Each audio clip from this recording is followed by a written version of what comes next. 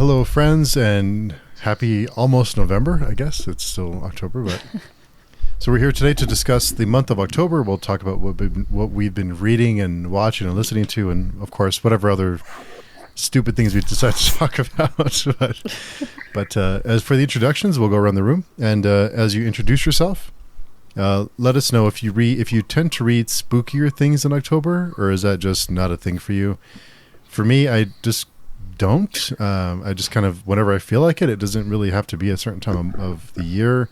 And my horror collection has shrinked a fair amount in the past few months. So I haven't really done a whole lot. So Varsha, will you start us off? Sure. Sorry. Yeah, my name is Varsha. I run a YouTube channel called Reading by the Rainy Mountain. I only discovered that people read spooky things during October about a year ago. And I just don't read scary things in general because I don't like horror. I scare easily. But I discovered also that I can't watch horror. I can read horror without getting too scared. So yeah, like you, Steve, I'll probably not do a scary October thing ever, but I just spread it out over the year if and when I decide to read scary stuff. Nice. And Chibipoe. Hi, sure, Chibipoe.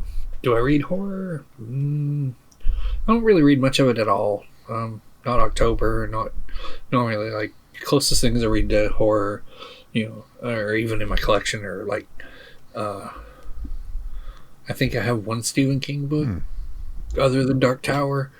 I think I have a copy of Firestarter, which I really liked, but I wouldn't really call it horror anyway.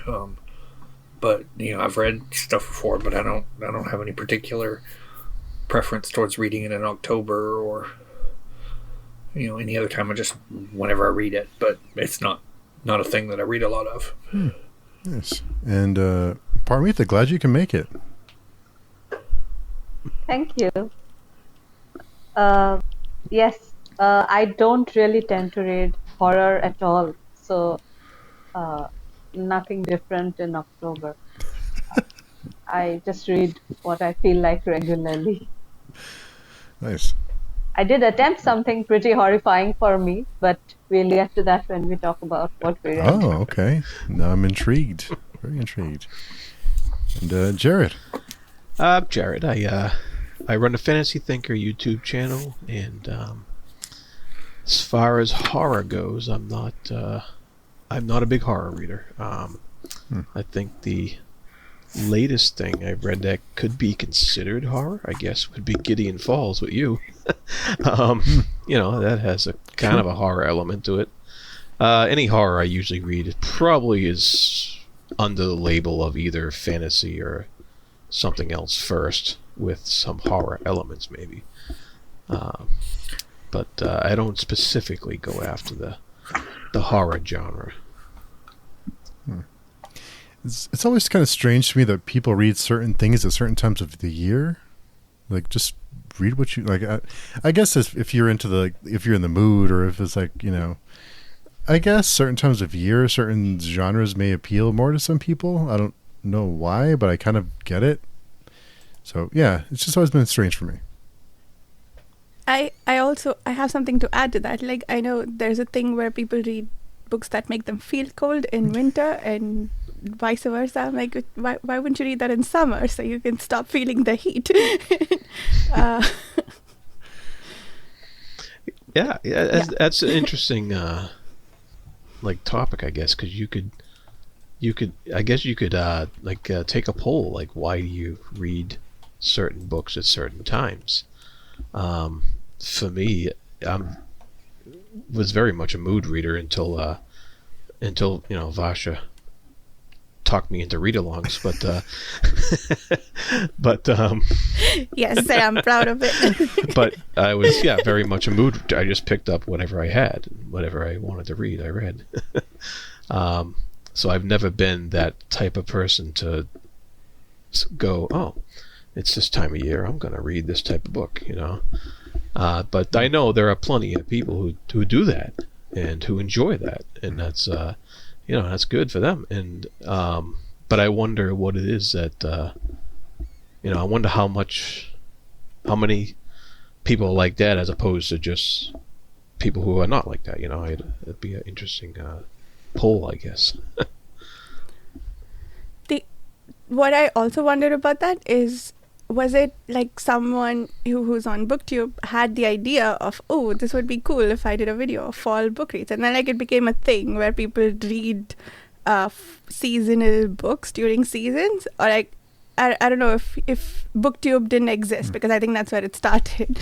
Would people read seasonally at all?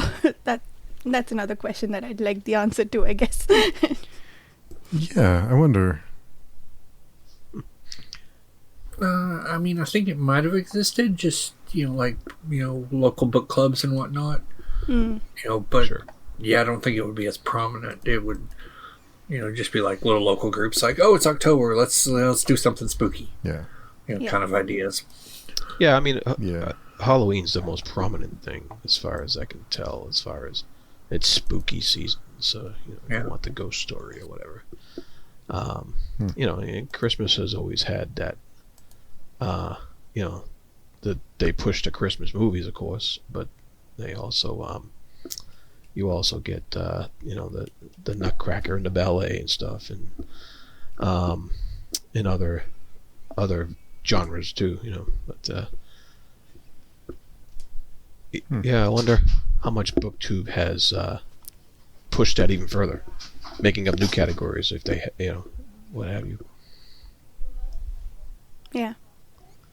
Yeah, I wonder if it's just kind of, and not a knock against people who do that. I mean, if you do that, good for you. It's great, yeah. I'm kind of jealous that I don't, like I wish I kind of could, but I wonder how much of that is just like, and I hate to bring that up, but kind of like a consumerism kind of thing where it's like, like just read what you want to read.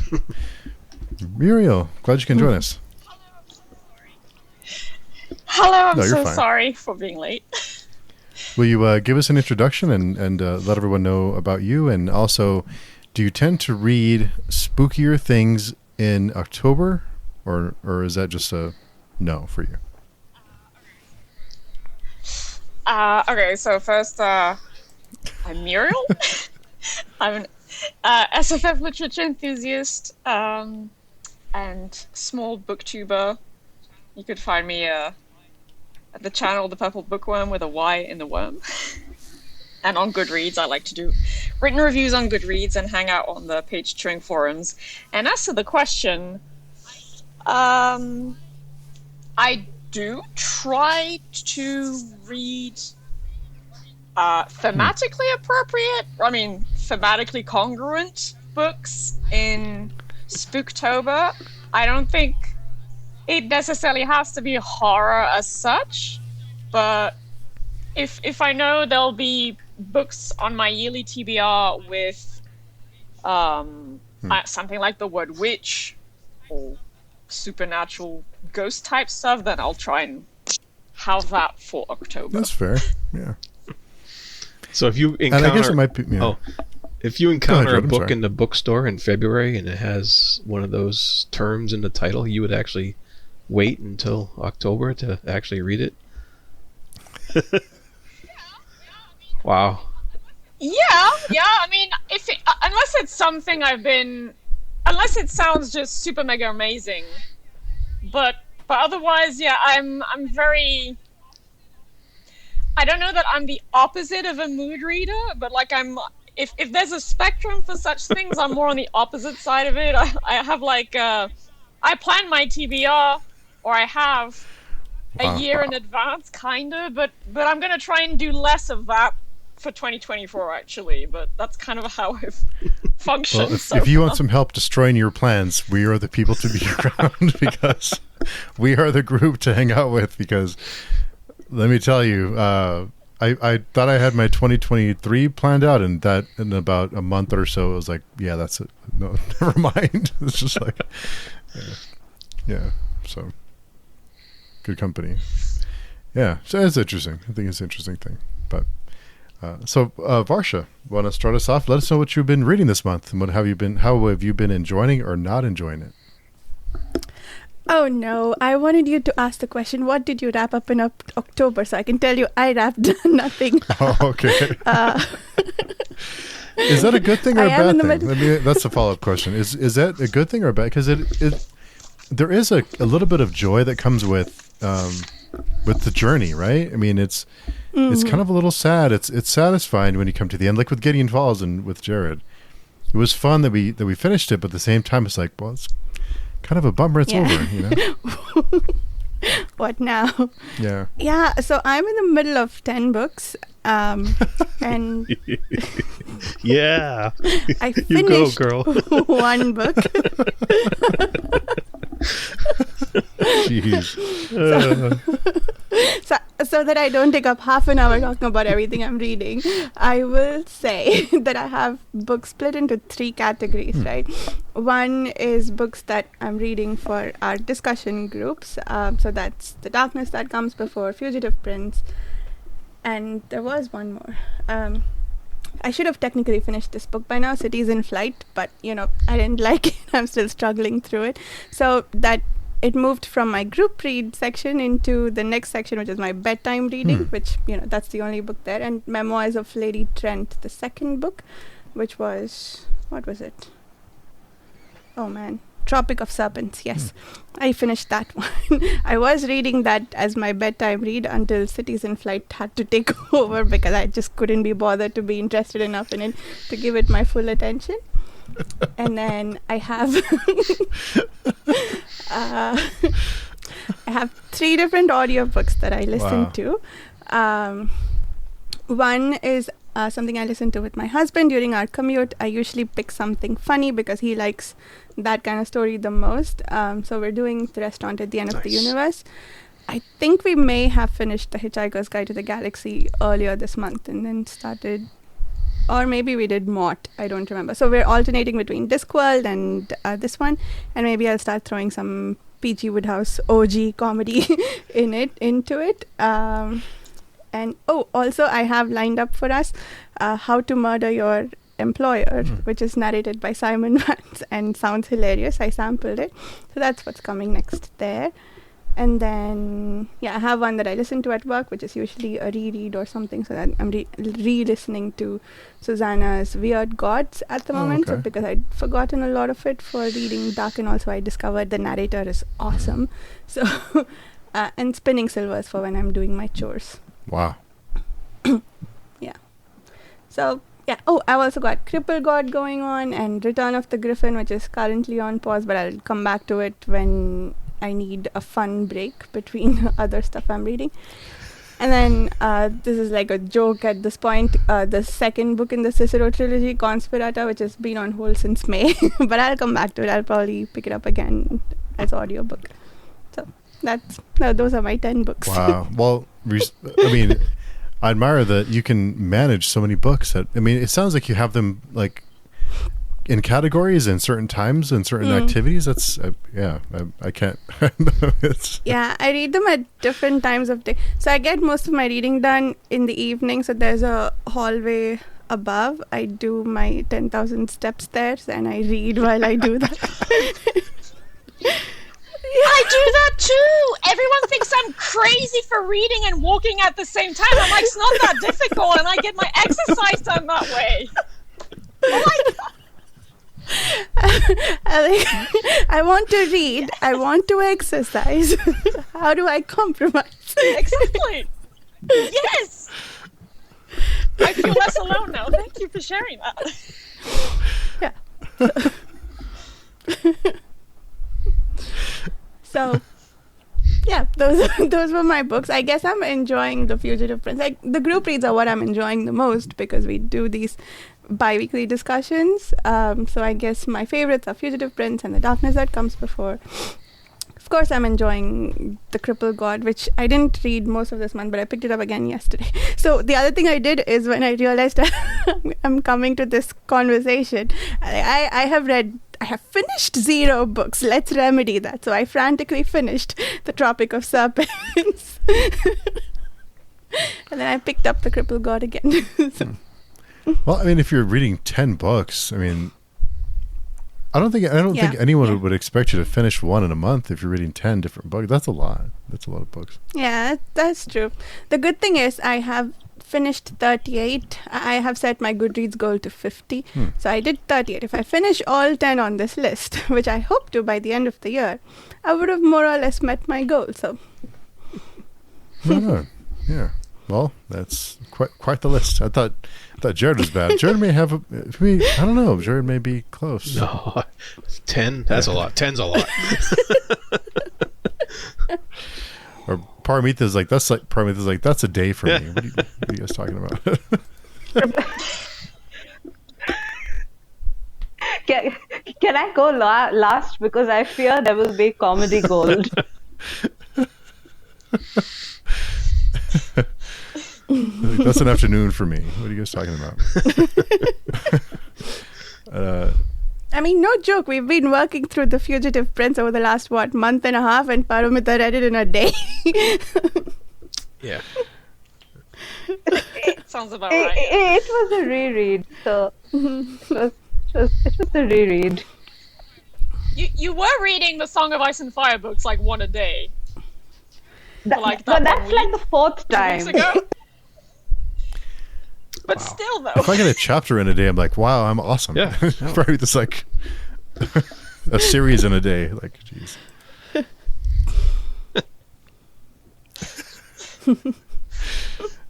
So Varsha, if you could pick one, so you enjoyed the read-alongs the most. You said the ones that you were reading along with. If you had to pick one that you're enjoying the most personally, that you personally get the most satisfaction out of, which one would it be? I think it might have to be The Fugitive Prince, because I feel like the world's really opening up now. Like, I loved the first 3 books, but this is where it's become my favorite series. I'm finding my groove. I'm understanding everything. I'm loving the characters, and yeah. So I guess Fugitive Prince is what I'm enjoying the most. Maybe the Spinning Silver. Oh, okay. We're not there yet, Chibipoe.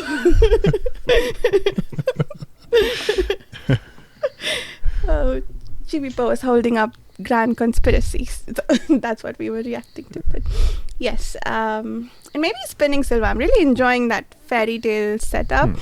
So we're following 3 different women there, and I'm hoping their storylines will intersect at some point. And they're all trapped in situations that they're unhappy with. And I like the narrator. I'm listening to it on audiobook.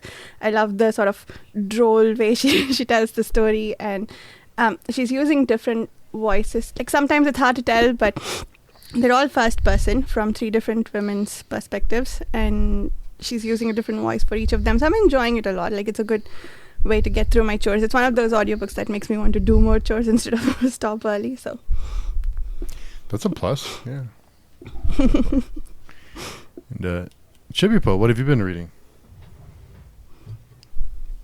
I finished Fugitive Prince, so there's that. Otherwise, for this month, I read a couple of Jenny's short stories. That she's got Child of Prophecy and Black Bargain, which I read that today. The other book that I just finished last night is The Myriad? The Myriad, book 1 of the Tour of the Merrimack, which is this little sci-fi story involving a very odd alternate future where the Roman Empire never actually died. It just went into hiding, and then the U.S. pioneered space travel, and the Romans were like, yeah, well, we're seceding from the United States, and established the Roman Empire in space. And there's a whole bunch of a little bit of it's almost kind of caricatures of the pardon my language, the America and the badass captain kind of thing, but it's actually really, really entertaining. So I haven't decided when I'm going to rate it yet, but I enjoyed it and finished it last night. And there's time travel and stuff, and the last bit of it, I was like, wait, what just happened? About the best use of time travel that I've seen in a book. So.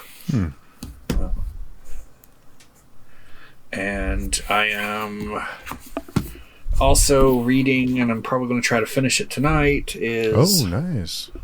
Black and Gold, because I've been slowly poking at it, but I'm almost done. So I'm going to try to finish it, and I'm going to start this at some point.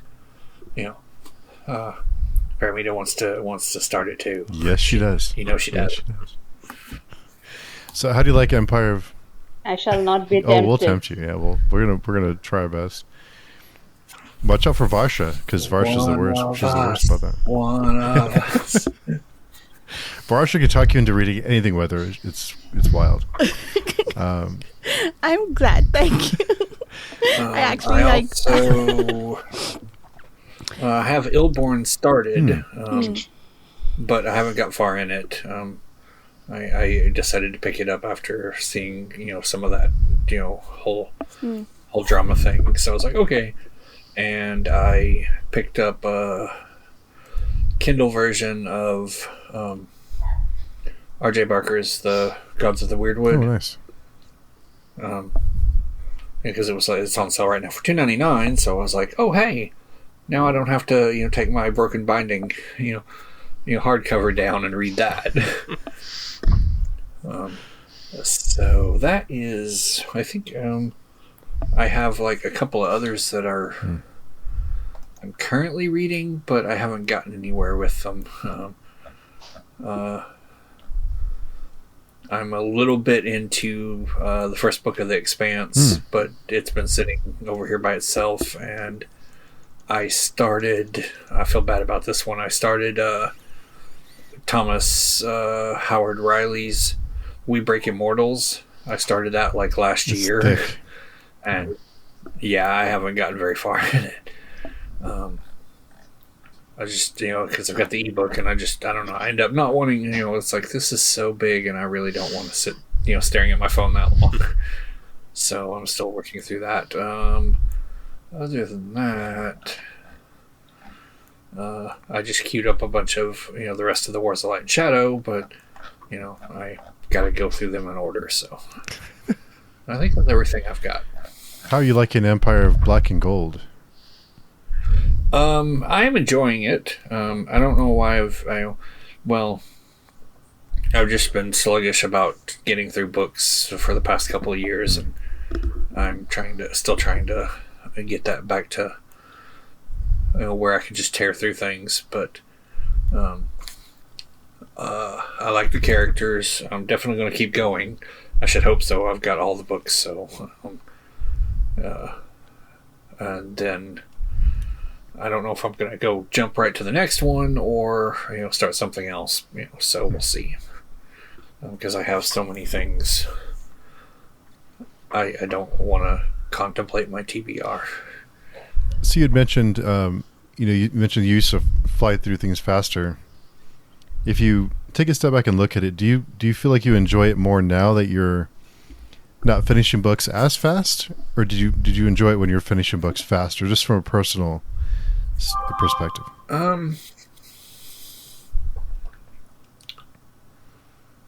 I don't think I've had a big change in how much I enjoy them. It's probably frustrated me a little bit that I just got out of the habit of ripping through them, because it's like I want to go through this faster, but I'm also aware I'm like trying to I never did the group reads much, so for some of them I'm like I bet some of it with some series is like, come on, can they read faster? I want to get to the next book. They're going to love the next book. Why are we so slow? That's me. Yeah. Slow down. Yeah. And if you had to, but I know other people in the group reads are reading a whole bunch of other stuff, and not just this. So I'm just like, read this. Don't worry about the other stuff. Just read this. yeah. Which, if you had to pick one book out of your reading, which one did you enjoy the most? It could be a reread or a new read. Of what I've read this month, Crown a Champion. Oh yeah, no, that's going to go to Fugitive Prince. For October, yeah, there's no no contest there. The others, like Myriad's the first one in the series, so I haven't read the rest of it. Same for Empire in Black and Gold, and the short stories. So it's like I want to read more. I enjoyed them, but yeah, there's no contest. Nice. I am predictable in that respect.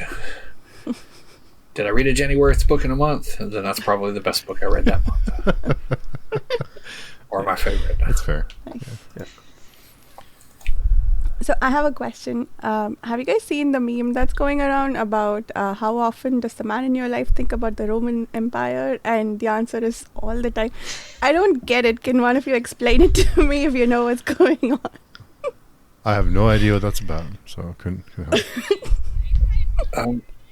I think I know what it is. I didn't quite parse that statement. I think it's. I think there's like this idea that it's like a common, mildly nerdy interest for like men who are into history. The like the stereotypical is either the Roman Empire or I guess the Middle Ages. I think that's kind of what it's pointing at. I should probably ask a friend of mine who's actually a history nerd, and you would know more about it. But I think it's to do with that. Roman Empire. You said that it's a meme. Let's see what this says here. Yeah, I've seen a lot of TikTok videos. thing, I'm not on TikTok. I saw it on Reddit, I think, and some YouTube shorts. But yeah, a girl usually asks a man, or like a woman asks a man, like, how often do you think of the Roman Empire? And the answer is all the time. And yeah, I don't know there's why. a Forbes article about it. Let's see here. Women approach the men in their life and ask how often they think about the Roman Empire. Clips of boyfriends, husbands, dads, and brothers who've never stepped foot, blah, blah, blah. Generally speaking, in my experience, if they're like that obsessed with the Roman Empire, I'd be looking to see if they posted on Twitter and they had one of those, random profile pictures of, some random Roman statue. Because those people, it's like, you don't want to listen to those people. Those people are dumb. Because you'll see someone, you'll post something really stupid and they always have a Roman Empire, Roman statue or Greek statue, and they're like, as their profile, and I'm like, you just said the dumbest thing. I feel like quoting the from the Adam Sandler movie. What you just said is the most insanely idiotic thing I have ever heard. At no point, did you ever approach anything, even remotely resembling a point?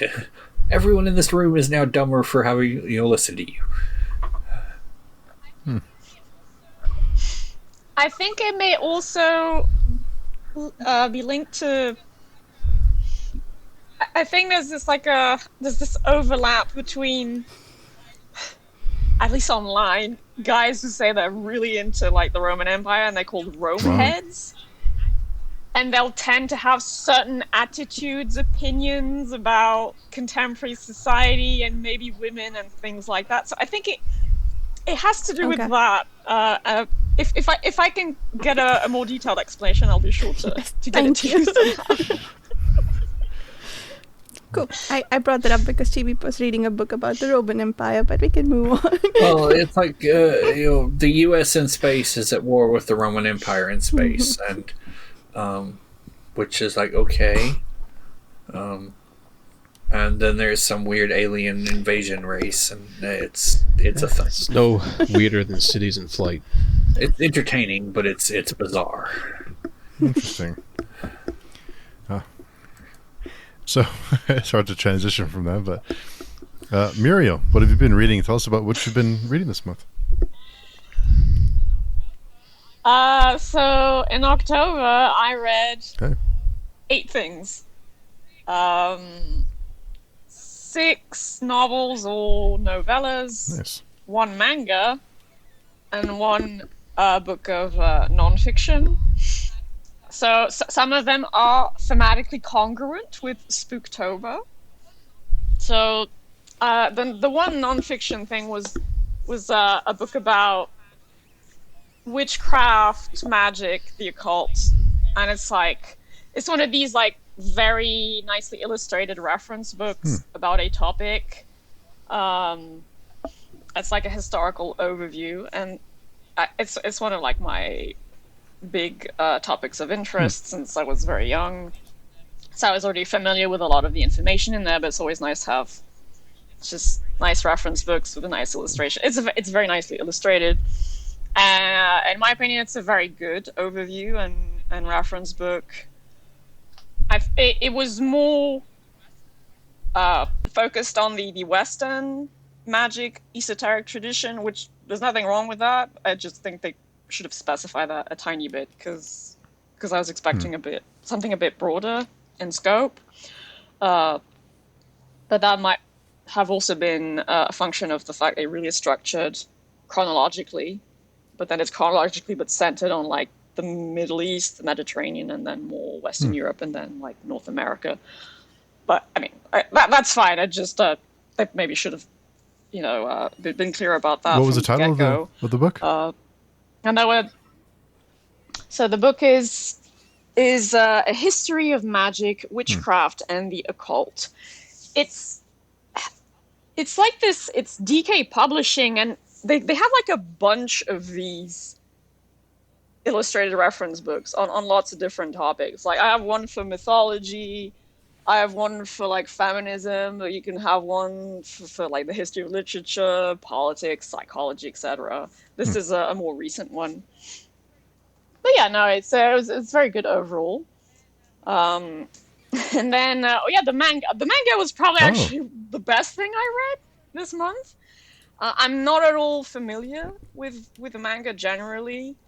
I've started watching a bit of anime because of some friends, and then I'd specifically been recommended this author illustrator, or I mean mangaka, because he does cosmic horror. So I read Uzumaki by Junji Ito.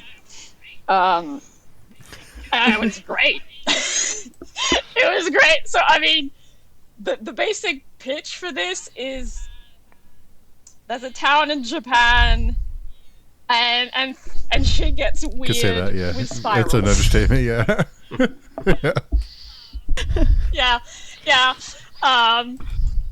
And I love the fact that Junji Ito just committed to this idea of the horror of the spiral, just 1 billion%. And I have immense respect for that. It's just like taking a conceptual motif and just running away with it. And the art was excellent.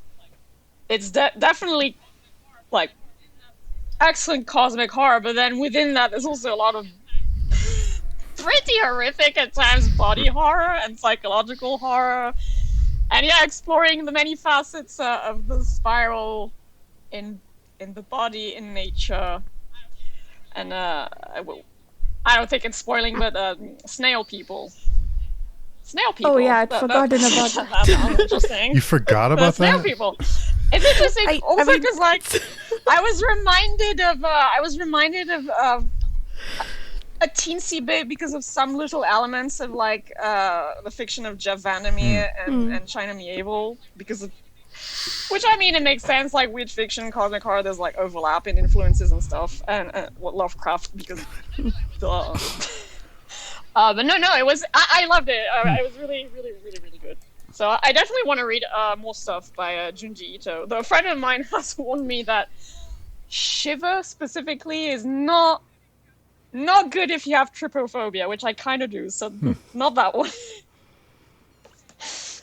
Okay, then with fiction, the short fiction was I read Vladimir Nabokov's Pnin, so Pnin.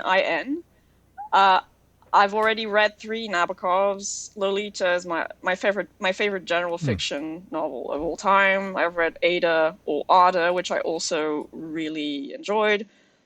I read Pale Fire. That was not my cup of tea. It's metafiction kind of, and it just wasn't my thing.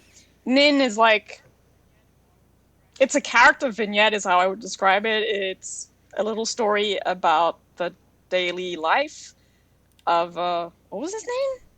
Timofey Pnin, who's a professor, and it was fine. It was very well written because it's Vladimir Nabokov and I love his prose, but it's just not the kind of story I find interesting at all. There's a lot of references to like expatriated Russian culture in the United States,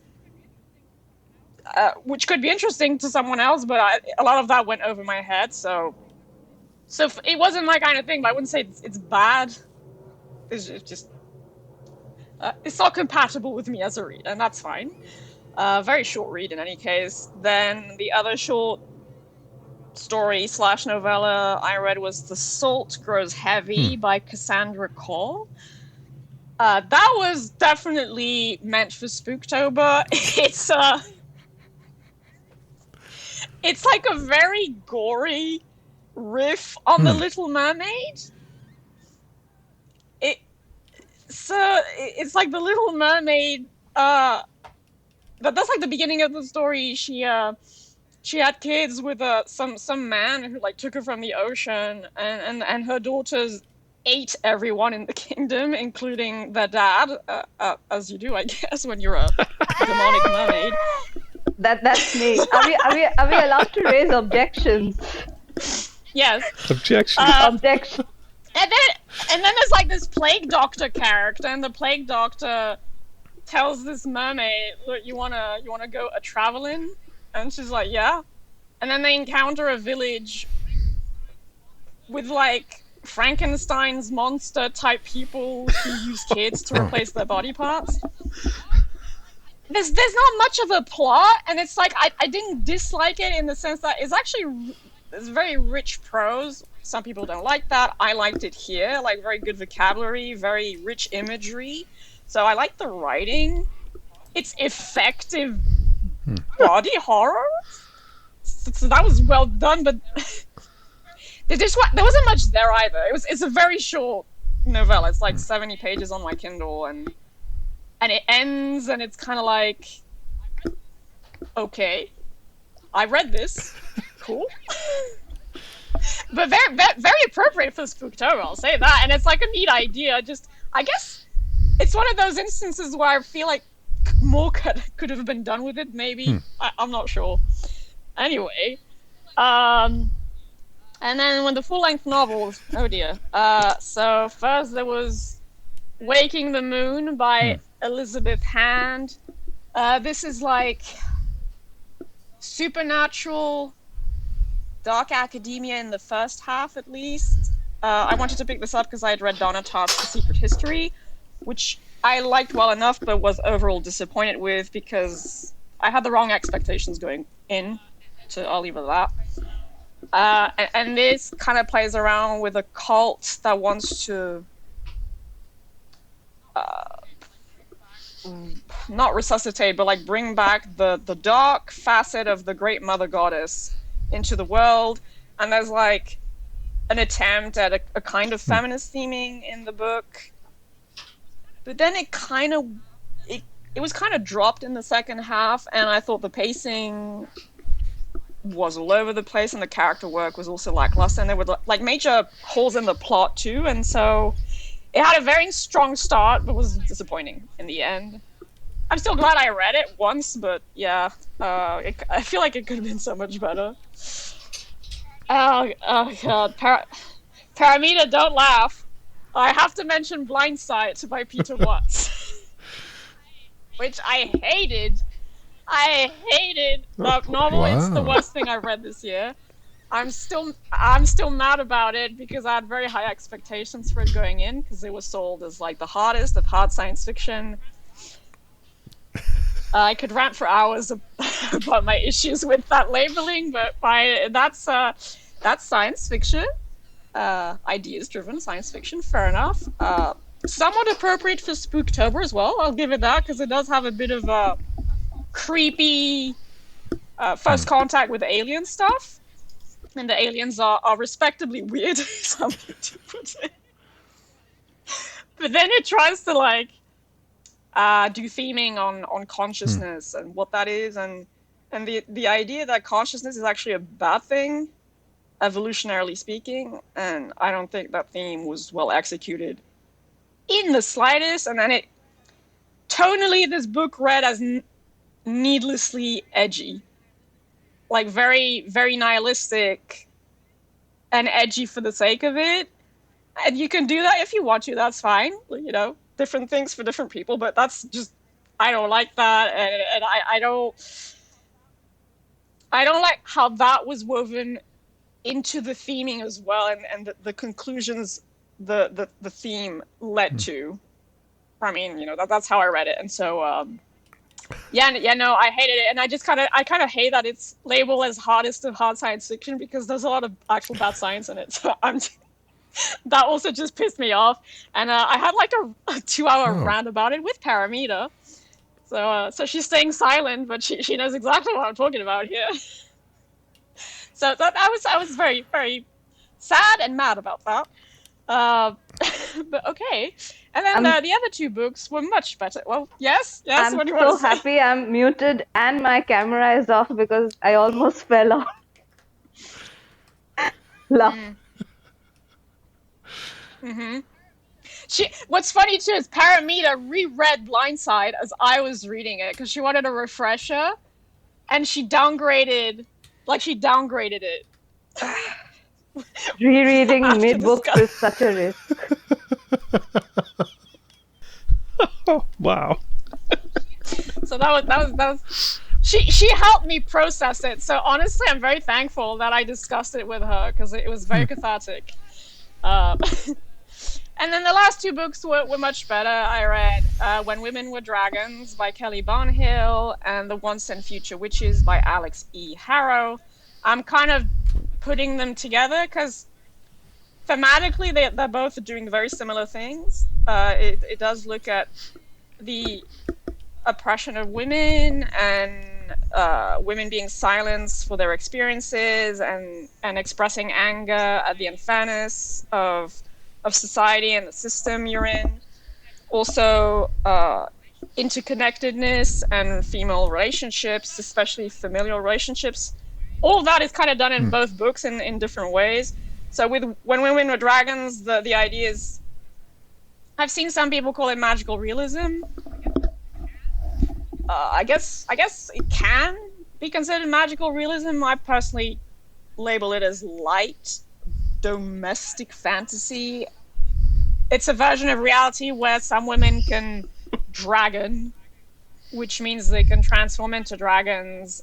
But it kind of works as a metaphor for just pain and rage that is just, pushed down inside for so long. At one point, it comes out. So there's also imagery with liberation, and there's also really good commentary on the practice of science and scientific research and how it's affected by human bias. I didn't expect that at all going in, but it was a very pleasant surprise. It was very well done, and it was quite emotionally impactful, looking at the interconnected lives of people and family and the heritage of, here more specifically, your mother, and then relationships with your sisters, etc., etc. Wasn't perfect, but I really enjoyed it overall, and I would recommend it. And then with The Once and Future Witches, so there it's like you have three sisters in the late 1800s, and witchcraft exists, but it has kind of disappeared from the world, and you have these three sisters who escaped their home, which was very abusive, and they kind of meet up again in this new town. And there's a lot of trauma and feelings of being hurt between these sisters, because they kind of believe that one abandoned the other and the third one abandoned the second one. And it's a lot of misunderstanding, actually. And they kind of rekindle witching and witchcraft to re-empower specifically downtrodden women, so working class women, women of color, and even some working class men also become involved in the story as well. And so yeah, there's quite a bit of commentary on rage, pain, unfairness, and trying to fight that in small ways, and the power found in community as well, and so interconnected relationships as well. And yeah, I really enjoyed it. I also like that it kind of draws on classic symbols and imagery from, you know, witchcraft in Western history and pagan imagery, and there's a whole motif with the maiden mother crone that I thought was actually well executed throughout the book. So those two, I think I preferred When Women Were Dragons just a teensy bit more, but both were enjoyable reads that I would recommend. And also, on a purely personal note, I mean, it's all personal, obviously, but an extra personal note, I adore dragons, which my YouTube channel is the Purple Bookworm, so, you know, and I adore witches, so both together that felt really nice. And then witches for Spooktober, so see, that was also thematically congruent, so yay.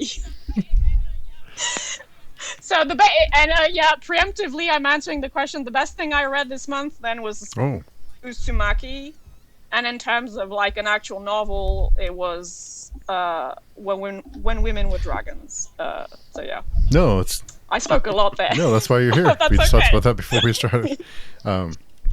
Those are really big themes, and it's a little crazy to think that you're able to fit that into you're able to fit so many themes into a book and still tell a story and still develop characters and still world build. So that's a skill to be able to weave in those kind of themes and make you think about not only the story but those other broader themes after you're done.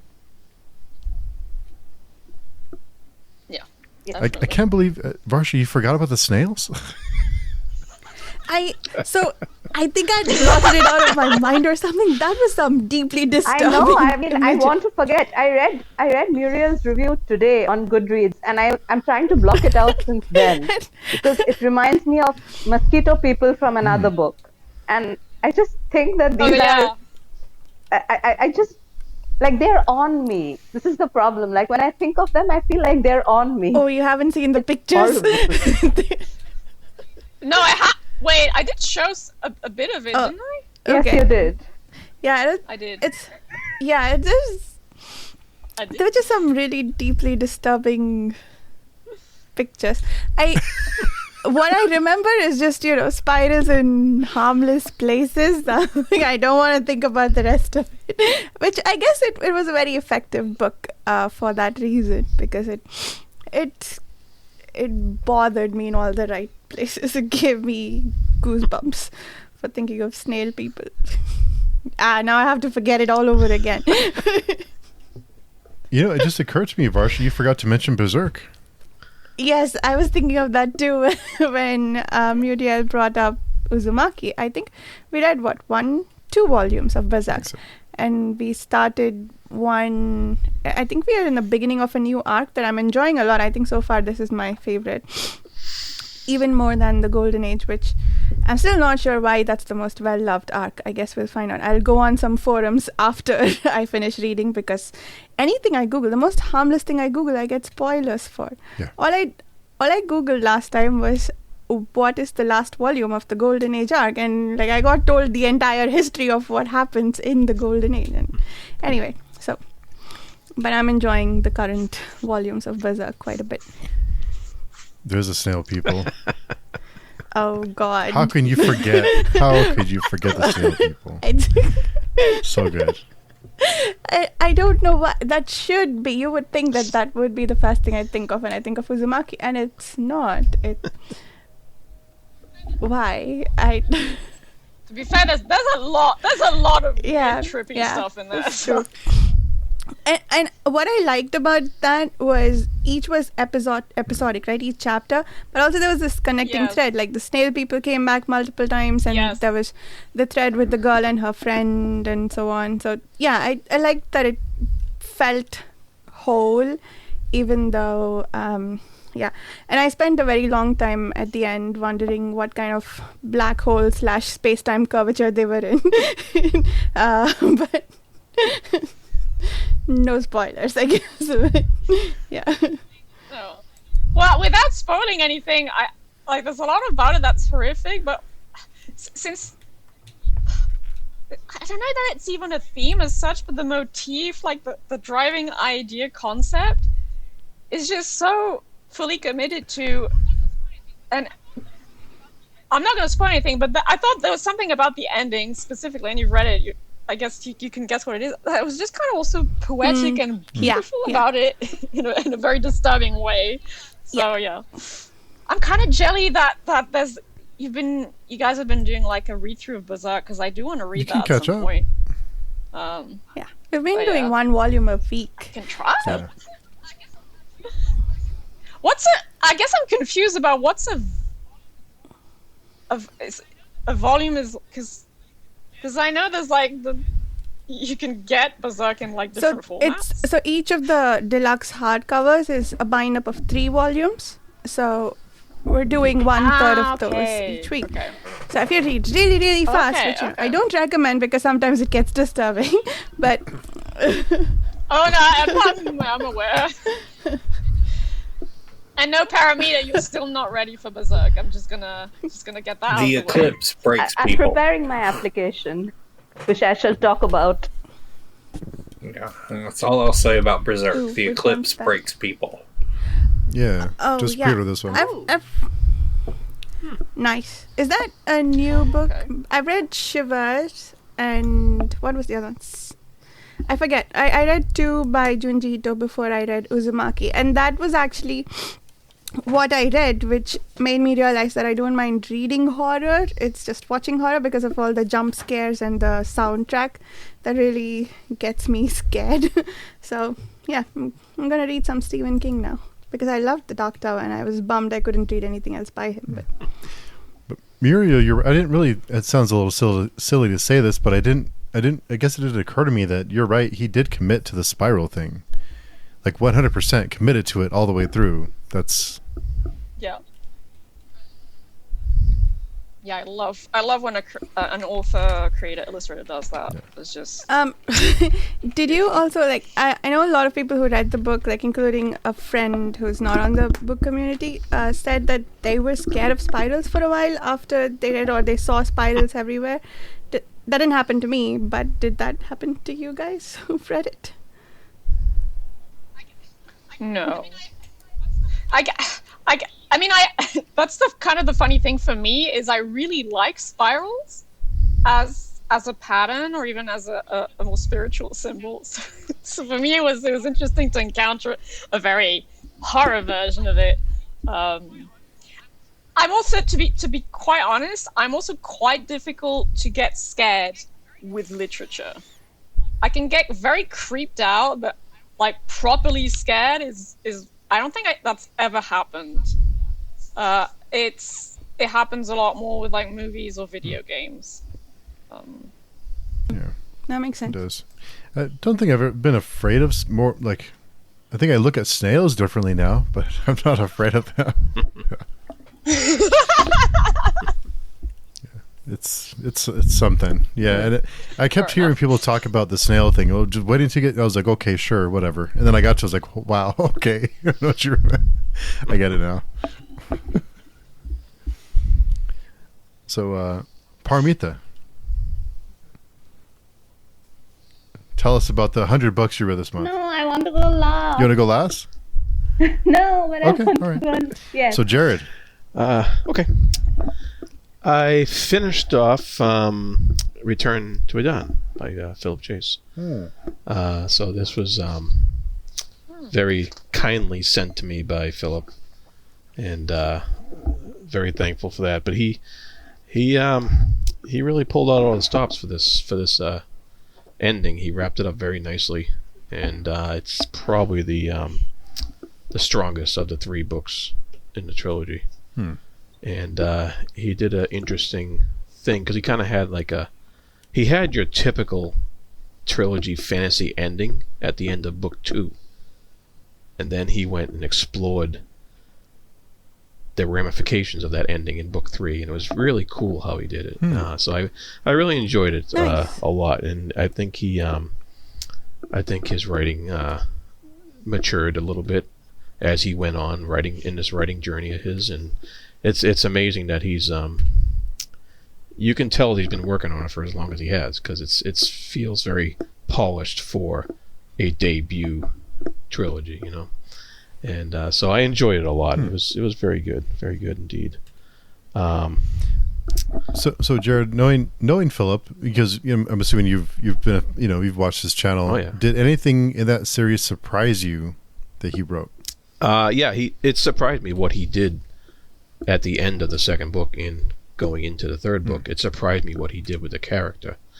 So it was a pleasant surprise. It was a little unexpected, and so I was like, oh, okay, that's pretty cool, you know. And but he does have a lot of typical fantasy tropes in there, but he plays with them very well, and enjoyably.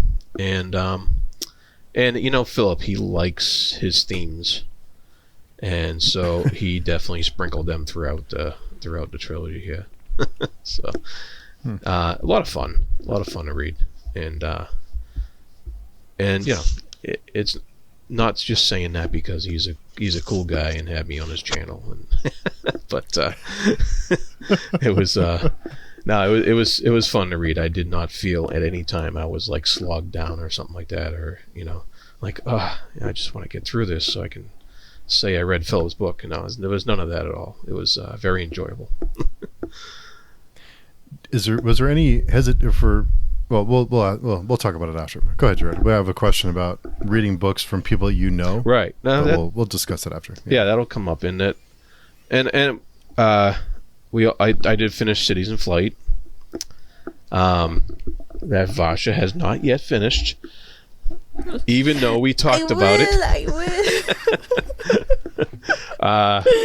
So that was as part of our science fiction masterwork series.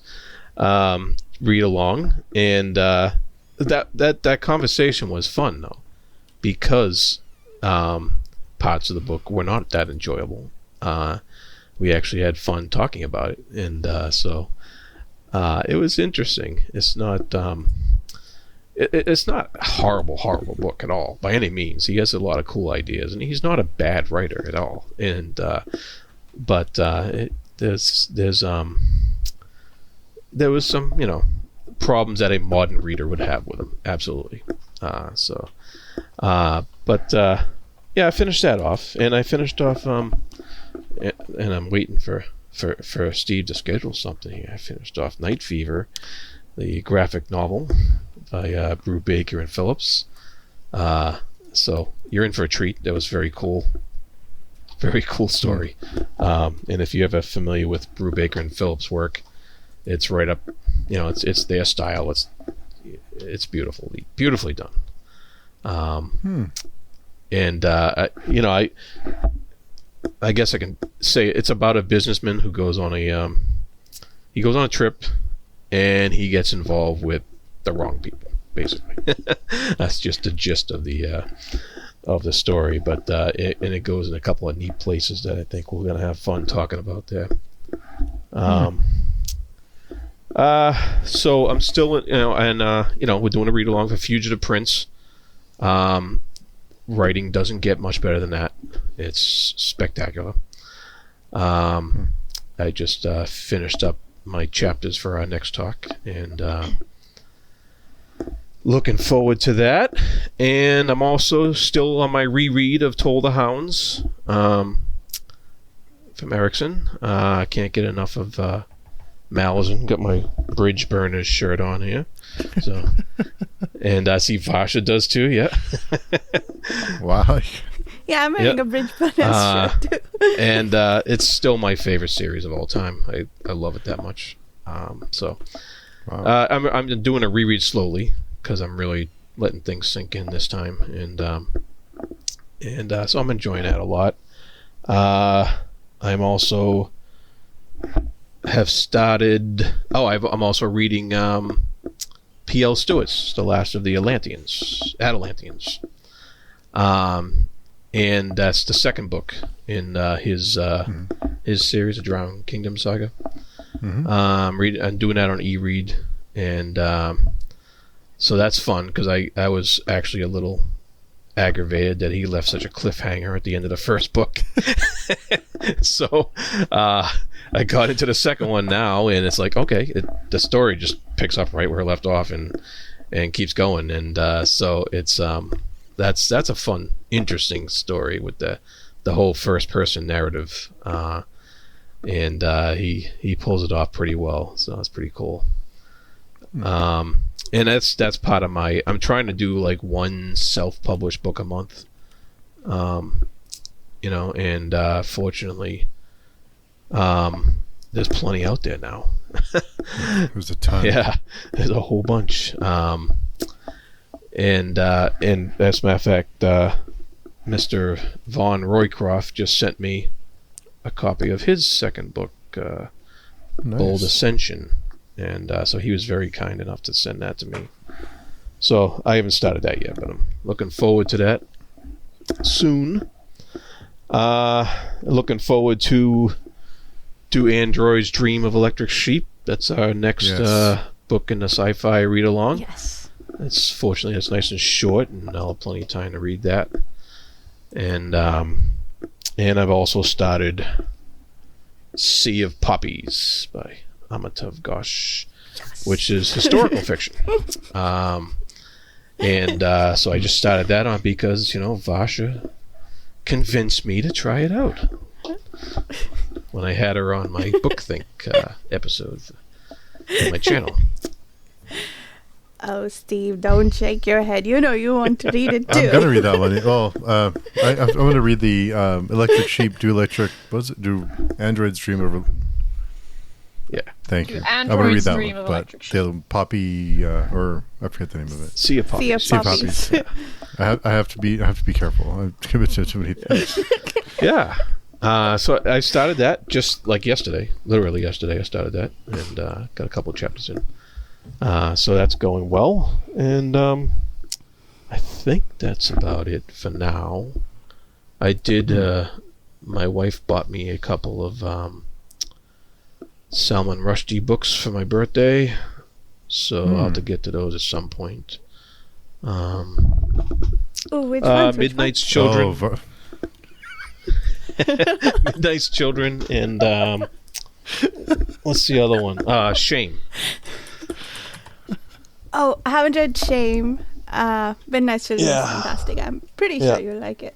Yeah, and I still have Tombs of a Tuin I want to get to as well for the Ursula Gwyn's second book in the Wizard of Earthsea series. I want to get to that too. So plenty on my plate, and having a lot of fun with these. At least over half of these are things I would have read anyways, and the other half are, getting bullied by Varsha to read them. So it's great.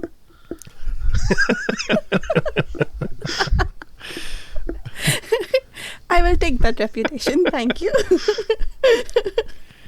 So Jarrod, what did you think of Gideon Falls? Just Yes, general. that's right. We finished off. We discussed in detail in the podcast. We did, but yeah. We finished off Gideon not Falls. Talk about motif by an artist. He had the red square motif going on through that whole series. It was a strange trip. The journey was incredible. The ending was that's, I don't know. I think some people might like it, some people might not. I think it's up to interpretation. And we kind of hashed it out in detail on the podcast.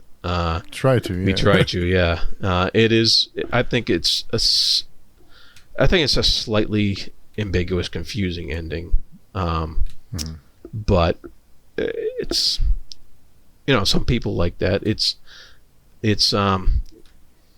like you kept comparing it to Lost, and so for good or ill, I don't. You can take that take that comparison for what it's worth. It's different, a little bit different, because I think the journey was very exciting. It was, the artwork is incredible. Like, the artwork blows you away. The guy is amazing. So it wasn't like it was painful to read it at all. It was very good going through the pages, and Lemay he's a very interesting writer. He wrote the whole story through dialogue. There was no exposition in the panels. He left it up to the artist to do a lot of the work, and it was he did it very well in that manner. I think we would have liked a little bit more resolution in some cases, but it was cool though. That's fair. So if you had to pick a favorite for this month, what would you choose? For writing skill alone, I gotta choose Fugitive Prince as well. Really. No, I laugh at Chibipoe's reaction every time. Yeah. I'm surprised Chibipoe has a tongue left, because on all discussions, I know he's biting it, trying not to give anything away. I don't run. I have to have camera on for work. A lot of times. So also, I just don't like looking at my self on the screen. So that's usually why I have the mic camera off. But also just because I would give too much away while you guys are talking, and I'm like, nope. They cannot see my face. They will know. It will spoil. When somebody speculates about something, and I'm like, nope. But it's so well written. It's just the character work is incredible. The prose is incredible. It's so beautiful, and I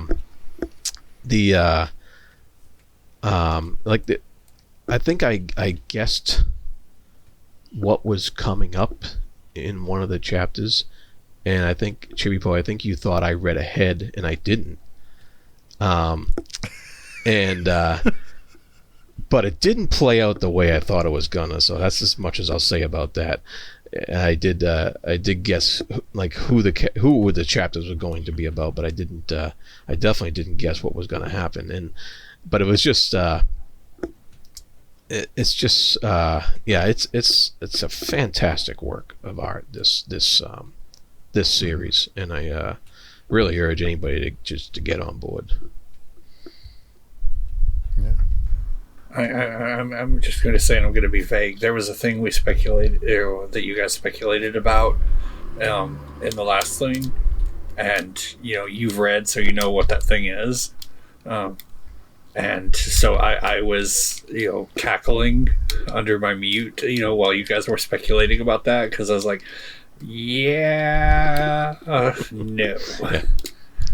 And that's all I'm going to say. I'm not going to say who that thing was about or what that thing was, but there's a thing, and you know what it is. Jarrod knows what it is, but I don't know if Varsha's gotten there. But I'm glad I have no idea what you're talking about. Yeah. But yeah, I am eager to get to the 7th chapter, because Jarrod had a huge exclamation point at the end of that. So I'm eager to get to it, but I'll probably not start until tomorrow. But I'm glad the 7th chapter is what we're reading next immediately. So. Yeah. So that is the best. That's the best of the best. But I'm enjoying everything I'm reading, so it's all been pretty good. Nice. Well, I guess I'll go really quick, because I know Paromita has quite the list for us, so I will go really quick. So as Jarrod mentioned, we were at Gideon Falls, and I did enjoy the journey. And Jarrod has a great point about exposition and the story being told in dialogue. I didn't even think of that. The artwork does a lot of the heavy lifting in that series for sure. Beautiful artwork. Of course, we're reading Berserk. I'm torn on Gideon Falls, because it's one of those things, but I think it's worth reading. Berserk, Varsha knows, and Chibipoe knows, because he's read it, that it's just when I think it can't get any darker, it gets darker somehow. Like it can't get any worse, and then it just gets worse. But I am, without saying too much, I am impressed that the story seems to develop more of the outside world more and more as you go. So you do learn the characters, but you continue to learn more about the other aspects of the world, and I think that's done really well because you do care a lot. You're invested in the main characters. Some of them. There's a couple I'm not, but a couple I want to see not survive. But I think Varsha knows what I'm talking about. But so yeah, it's impressive. It's good stuff. Not for everyone, for sure, but I think it's good stuff. I also read The Entangled Life this last month, and I have all those podcast episodes recorded, one for each chapter. And I didn't know algae played such a large part in our lives and in nature, and I had no idea that the earth was once covered by giant mushrooms, and algae and it played a huge part in our evolution and just the evolution of the earth, and so yeah, it's pretty wild. You Fungi, mean fungi, right? Sorry, here I am saying I read the book and I'm not even using the right terms. So yeah, but yeah, I learned a lot. The book is 300 pages, and 100 pages of those are like references and appendices and notes. But I think that was the appropriate length for a book like this. So you don't want to get into like, I think for the average reader, Muriel may disagree, but for the average reader, I don't think you'd want to feel like you're reading a science book, like a textbook. I think you want to kind of keep it flowing and interesting, and I think it did that pretty well.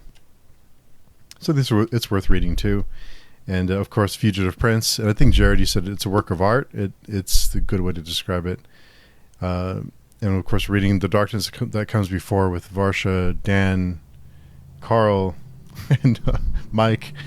And I'm forgetting somebody, whoever decides to jump on. But I love this, getting back into this world and just hearing every other first time readers try and figure out what's going on. It's been a lot of fun, and I'm trying really hard to not spoil anything. But it's great to get back into it and to learn about these characters again. And Paromita, of course, may not agree with that one. But yeah, I think that was it for me. I did start reading Revival by Stephen King. King is very hit or miss for me. I DNF'd The Dark Tower, and people weren't happy about that, but this just wasn't for me. But King is. I've tried to read it several times. I can never get through it. There's certain books that, like 11/22/63, I really liked. The end I wasn't the biggest fan of the ending, but I think it was a really great book.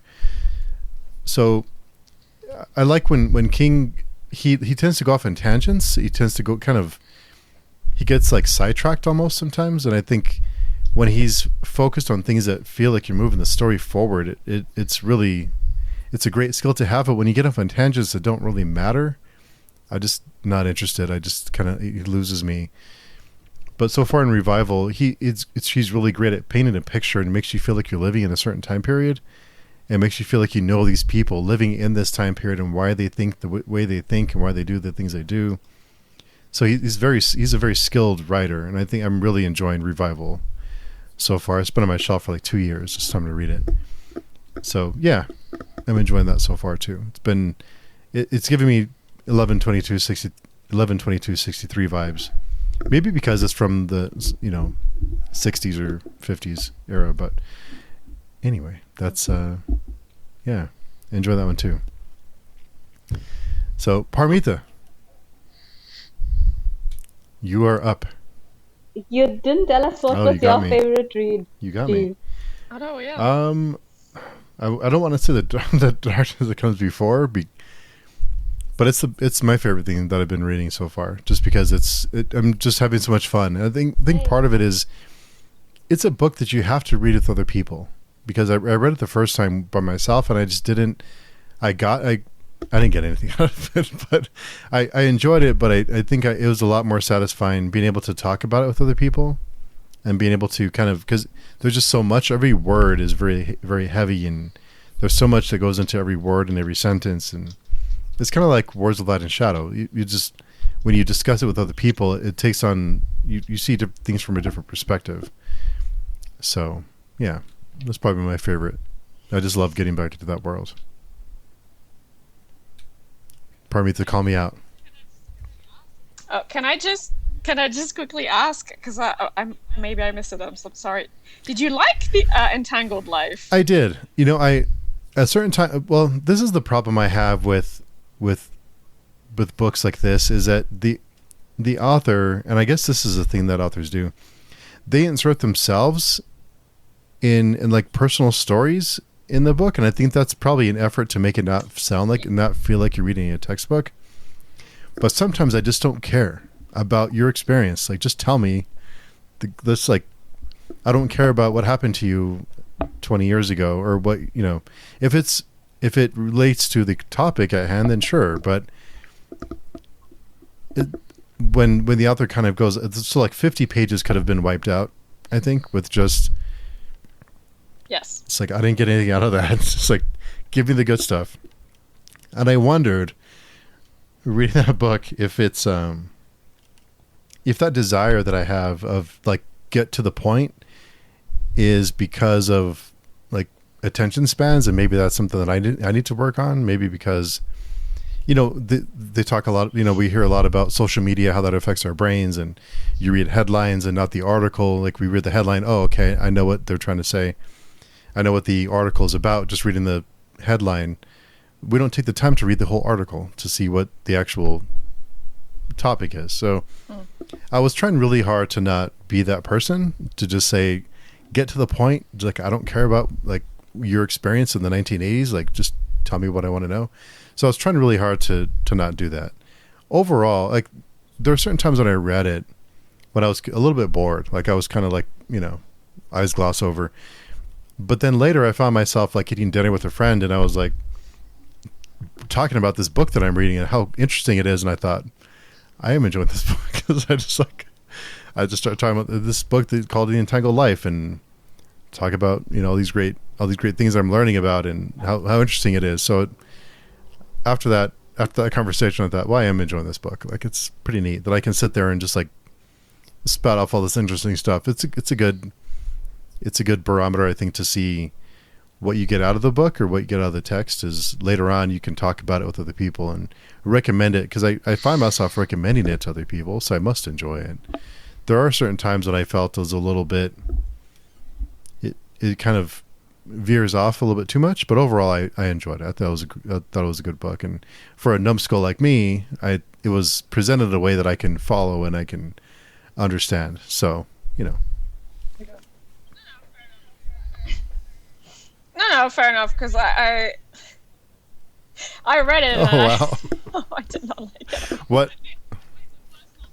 I think it was the worst nonfiction read I read. Wow. Was it 2021?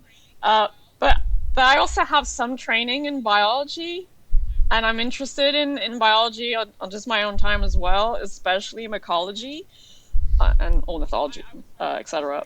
So I was very frustrated, because I felt the balance between appealing to people who aren't as knowledgeable and appealing to people who might already be somewhat knowledgeable about this topic. I personally didn't find the balance was well struck, but then if it worked for you, then I mean that's good. No, but I mean, I've seen other people saying like they found it interesting and they learned new things. So, but I agree, though, that's a problem I've seen a few times with pop science books, or, books that try and vulgarize scientific topics. This tendency to want to insert anecdotes that aren't immediately relevant or related. I don't really like that personally, and for my part, I thought he did go into very speculative territory. The fringier aspects of mycological science. Sometimes I thought he should have brought it back should have grounded it back into some basics. To me, it kind of veered into almost borderline woo-woo-y territory. Not full on, but just a little bit, and like the actual stuff like mycoremediation, using fungi for to deal with pollution and stuff. That was like the best part of the book for me. I wanted so much more about that. Yes. So yeah, it was not what I wanted out of a book about that. Well, to that point, but, without giving, you know. well, I guess you can't really spoil a book about science, but when I read that chapter, because that's what I do at remediation. So when I read that chapter, I was really interested in it. I thought that should be its own chapter, and not just a part of a chapter. It should have been an entire chapter, because that's super interesting to me. Yeah. So yeah, I was a little bit disappointed that it wasn't just its own chapter, because you could have less time talking about yourself and more time talking about these really interesting topics would have been a lot better. But I guess I'm assuming the publisher and the author try to make it as like accessible as they can for the broader audience, like the wider audience. So I don't know. It's a tough balance to strike, I guess. Yeah. Yeah. It was really interesting though. And about the wildfire runoffs and things, how they can adapt and treat the runoff and the toxics and toxins. And so yeah, that was really interesting to me. But yeah, I agree. Yeah. Paromita, if you can tell, we're all looking at you. Okay, so for Spooktober, I said I don't read horror, so I decided to do something which was very spooky for me, which is to not DNF a single book. So not samples, like not audio samples or Kindle samples, but if I start a main text of a book and I have to finish it. And for people who know my reading, this is very, very intimidating, because I just DNF stuff. This is bad. Go. This is what I do. So to move from that to entirely having to finish book was something. I double counted this on Goodreads. So this includes rereads, because in any month I do reread a lot of books. So it's a combination of rereads and new reads, but the total is 48 books. Whoa, hold on a second. What? How many? In a month? 8. Well, I mean, I started 49 today, and I'm hoping I will finish it, because it's a 53-hour audiobook. See, everyone is laughing, but it's a no, we're not laughing. Solemnity. We're in shock. Yes. Yes, I didn't realize it was 48. What? But I mean, a lot of them are rereads, and you know how rereads are. Like, rereads are just rereads. I'm not doing very well with this, am I? I'd say you're doing pretty damn good. I don't know. Okay. Yeah. But I started the 49. It's an audiobook. So some of the things that I did this month for the first time. One is I listened to audiobooks for the first time, and it was mixed. Like, some were very good, and some didn't work for me at all. I still finished them, but I didn't get anything out of them. For example, I did the Cimmerillion on audio, which I think was a mistake, because I got used to the narrator, but this kind of multi-POV with this many similar sounding names, even in the text form, I do not remember. This was my third time reading it, but even in the text form, I do not remember. So the chapters which I liked as much, but the chapters which I always am a bit befuddled, especially in the beginning, I was as befuddled as ever. So yeah, I don't think I should talk about 48 books. So I'll talk about what should I'll exclude rereads. Excluding rereads, then my best read would be this book called Days Without End by Sebastian Barry. It's this novel set in this. I won't spoil the era, because it's very important to how the book is constructed. But it is essentially about civilians who get conscripted and who fight in this war, and then who have to come back and who have to adjust. And in parallel, the lives of how other civilians are going on. It's a very beautifully written book. The closest parallel I would give, though it's a totally different location and war, is All Quiet on the Western Front, which is this classic war novel. So and I love that book. I'm just too terrified to reread it. But this book gave me that feeling. And it is a series I will continue it at some point, but it also works very well as a standalone. What else? Okay, the book that I really didn't like was Middlemarch. 900 pages. What to say? It is this Victorian novel which is about people who are unhappy. And there's this character called Dorothea whose nickname is Dodo. And honestly, the nickname is justified because if she were a bird, she would be extinct. Uh, she's subsisting on pure human lack of evolutionary, I don't know what, drive. But anyway, so there are people and they are unhappy in their marriages and they still continue to be married. And then there are all these local petty politics and conflicts, and people are miserable in general, and the reader is also miserable, and it's a whole thing.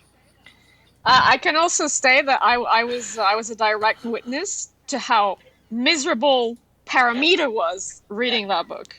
Just want to state that for the record. It was 900 something pages. It was close to 1,000 pages. And I was doing it on audiobook. And honestly, if it was not audiobook, I would have DNF'd it. Even in zero DNF October. So thanks to the narrator, because the narrator was really good. But even the narrator with all her voice acting could not make the dullness of this book go away. I cannot recommend it. I don't know what to say. And the other disappointment. So this one, I'm just sad. It was a disappointment. But the other one, which I didn't expect, which I expected to be a disappointment, and it was Secret Project 4, which is the Sunlit Man. Because Sanderson has said that this is his most Cosmere heavy of the Secret Project, and I don't understand the Cosmere connections at all. I haven't read all of the Cosmere novels. Even if I would have never. I'm not. What do I say? World building oriented enough to make all those connections, and this one was just. It's all the things that I don't like in Sanderson novels without any of the things that I do. So it's like, I will explain magic system now. Here you go. And I'm like, okay, but what happened to the character? And then the character was like, yeah, but I will now do some great magical thing. Ta-da. And it just went on like this. And I added the singing to my head to like get through the novel, but it was not pleasant. Which book was this again? Sorry, I was away for a second. The Sunlit Man. It was the Secret Project 4, the final of the Secret Project. I like Secret Project 3 so much, but this one I should have known, because he said it's the most Cosmere heavy novel. That's the end of my thing. And please hope that I will be able to finish number 49, which is another 1,100 page book that I DNF'd before, and I'm listening to it on audios. I realized that one thing I realized in Zero DNF October, that the only thing you have to do to not DNF is just keep reading. Like whether you care, whether you don't care, just keep on going through the motion. At some point you will reach the end. Is that the Thomas Pynchon book? Yeah. Oh, right. Oh, okay. Good luck. It's brave of you to pick previous DNFs for no DNF October. That balances out the rereads that you picked, I think. So. Yeah, I mean, Steve mentioned that rereading a song of Ice and Fire, because that took that was a week's worth of reads. So he was like, that's like more than cheating. So I was like, okay, I have to reinstate my honor. And I think this book by Thomas Pynchon is penance enough. And I hope that after hearing my Middlemarch story, that is also penance enough. Does the total length equal A Song of Ice and Fire? That's what I'd like to know. No, it doesn't. But then we can add Duck's Newburyport, which was also a DNF that I finished, and I quite liked, and that's another 1,000 pages. Yeah, that one was interesting. I briefly sampled it, and every bit of it starts with the fact that.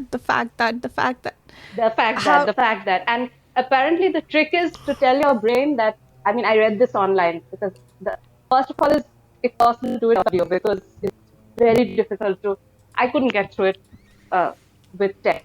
If the narrator is really good, but yeah, the trick online that I read was assume the fact that is a full stop. I mean, Like, and if then you can just skip over it. adjust your brain to do that, then it kind of works. It's a book in one sentence, right? With a lot of commas and a lot Yeah, of the it fact is. that, and it's 1,000 pages Yes, long. it is. This single sentence novel at its. I'm really selling this book, am I? Yeah, not? I mean, Muriel is like, I'm going to. I was intrigued until the fact that. I don't think I can handle that for 1,000 pages. It goes on all till the end. And I'm also very happy. I mean, I'm sure like this will make Steve pick it up right now. Nothing really happens in the book. Yeah. It's about somebody thinking. Look, Lot of Paromita, thought. I'm already reading Infinite Jest in like 2 months. I'm good. Look, Please have some mercy. I mean, all my sympathies is all I can say. Maybe you like it. I don't know. Like, so many people love it, but yeah.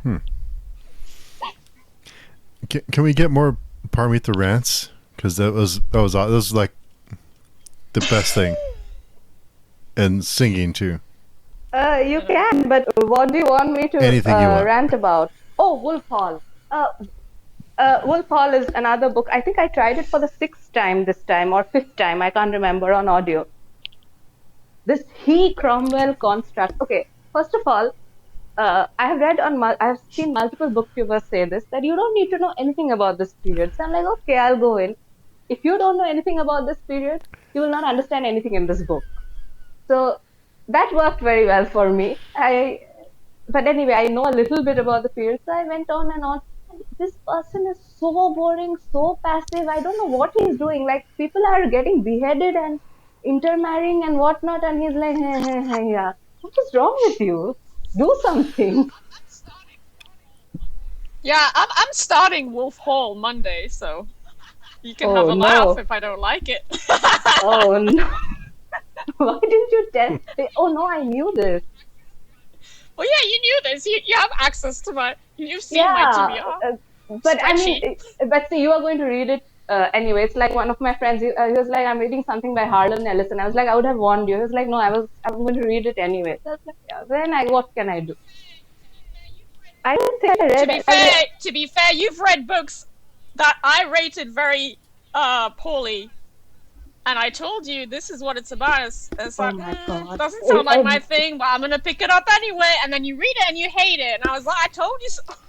Yeah, this is true. Like, every single book that Muriel has given, let's say 2 stars, I have given 1 stars and wished I could give it 0.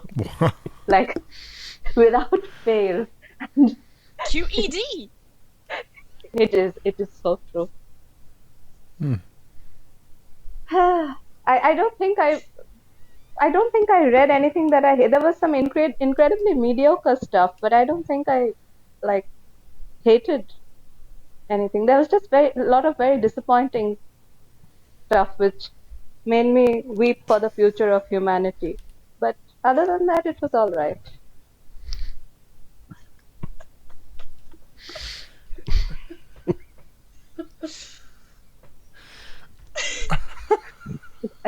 Have I stunned everybody into silence? It don't.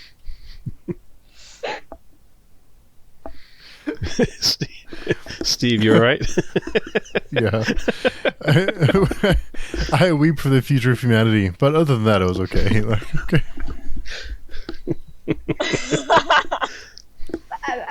I mean, given that literature is supposed to be prescient in some way, and if this is what literature, and there are some old books here also, so if this is what our present or our future is, then okay, I guess. Well, I mean, does that mean you believe that we will get prehistoric vampires in the future, Paromita? Yeah, I mean, oh my God, I reread Blindside. I blocked that out. Yes! That was abominable. That was. I'm fluttering because it was an abomination. What is this? Why did you write this? It's like, I mean, you chose to reread it when I read it, so that's on you. But at least we were able to vent together. yeah, but I about it, so that couldn't was remember specifically the things that you were having issues with. So I was like, okay, I will reread it. And it was a 3-star rating initially. So I was like, I okay, know. mid book. But this is why I never reread mid books unless you're sure. It can go either way. My Goodreads average rating is bearing the repercussion of these risky choices. That's by George Eliot, Middlemarch. Oh, okay. Yes. So when are we starting the reread, Steve? I already have this tome called War and Peace right next to me because of someone. So. My incredibly successful call for a read along. It was so successful. I'm going to be reading it. Wow. It's I think like 2 or 3 people said yes, and then one person said maybe I'm backed out, and everybody else was like, it was nice meeting you, but maybe that was me. Oh, I was like, right "Oh, time." wait." but we made all these plans to do a podcast thing and all of that. Yeah, we're just. It's happening. It's happening. Just not at the rate that you get through books. Yeah, we can't all read 50 books a month. Like, It's not. Oh, I'm just going to keep quiet. So you didn't DNF anything and you read 50 books a month. So I'd like to know how many you read when you do DNF. What is the rate at which you get through books? I honestly don't know because like today this time I actually counted, but usually I don't count how many I read, especially because rereads I don't log every time when I'm writing down. So I don't know, but I don't think it can be above this. It's amazing. Probably around this. I know Paromita rereads a lot. Do the rest of you reread frequently? Not that much, but like frequently, or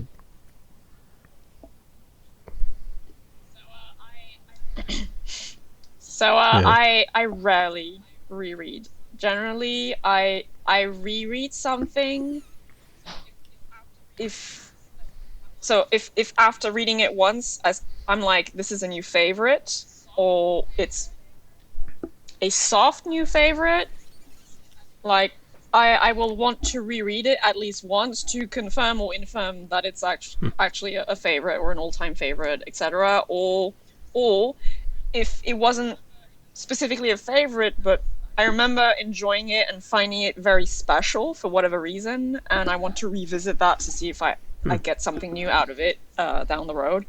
So the most I've reread anything is twice. So going through something 3 times, and that's for Vladimir Nabokov's Lolita and A Song of Ice and Fire. And is there something else? because I can't think of anything else at the minute. But so yeah, both of those I've read 3 times, and then there's a bunch of other books I've read twice. Because I've only otherwise it's pretty rare for me. reread 3 things, 3 series in my life. That's it. And it was I've read Lord of the Rings twice. Yeah. And I've read the Chronicles of Thomas Covenant twice. And now I'm almost finished off Malazan, doing that twice. I've never done 3 times. There's so much to read out there new that I want to get to. It's hard for me to go back to something I've already read, but I've definitely become in the past year like a bit more open to it, seeing the enjoyment that a lot of people do get out of a reread, and the enjoyment I'm getting out of the Malazan reread I'm doing now. It's been pretty good, and I know Chibipoe has read Wars of Light and Shadow probably a lot. A lot. My rereads things I reread tend to be confined to, like Muriel said, stuff that's like favorites. So her stuff, the Essalian books by Michelle West. I really enjoy those, so I've reread them a couple times.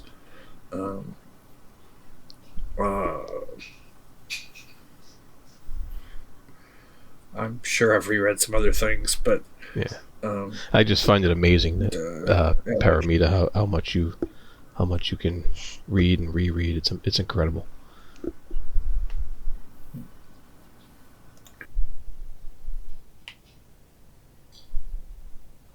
I mean, part of it is because sometimes a lot of the new things that I try don't click, and then I try to regain the joy for reading by rereading what I know I love.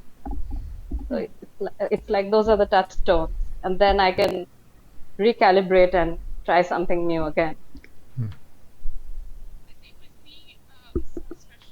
I think with me, especially since I started properly devoting time to rereads fairly recently, and that's also because I had a lot of books I considered favorites or special to me for whatever reason that I'd read like as a teenager, and so especially with those, I wanted to reread them as an adult and actually see if as a more experienced and mature reader and human being, like an experiment, I would appreciate them the same way or not.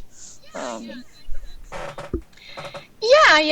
then see if I thought those books held up and whether or not they still had the same place in my heart.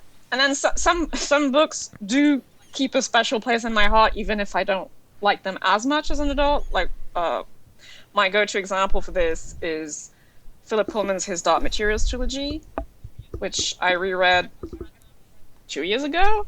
So I first read them when I was 13 years old, I think. And then I reread them, 2 years ago, and I didn't like them as much. But I still really enjoyed them for what they were, and like they have a special spot in my heart. And like next year I have my first reread ever of Harry Potter, and my first reading of them as an adult. So I'll be doing that next year. That'll be interesting. So looking forward to that.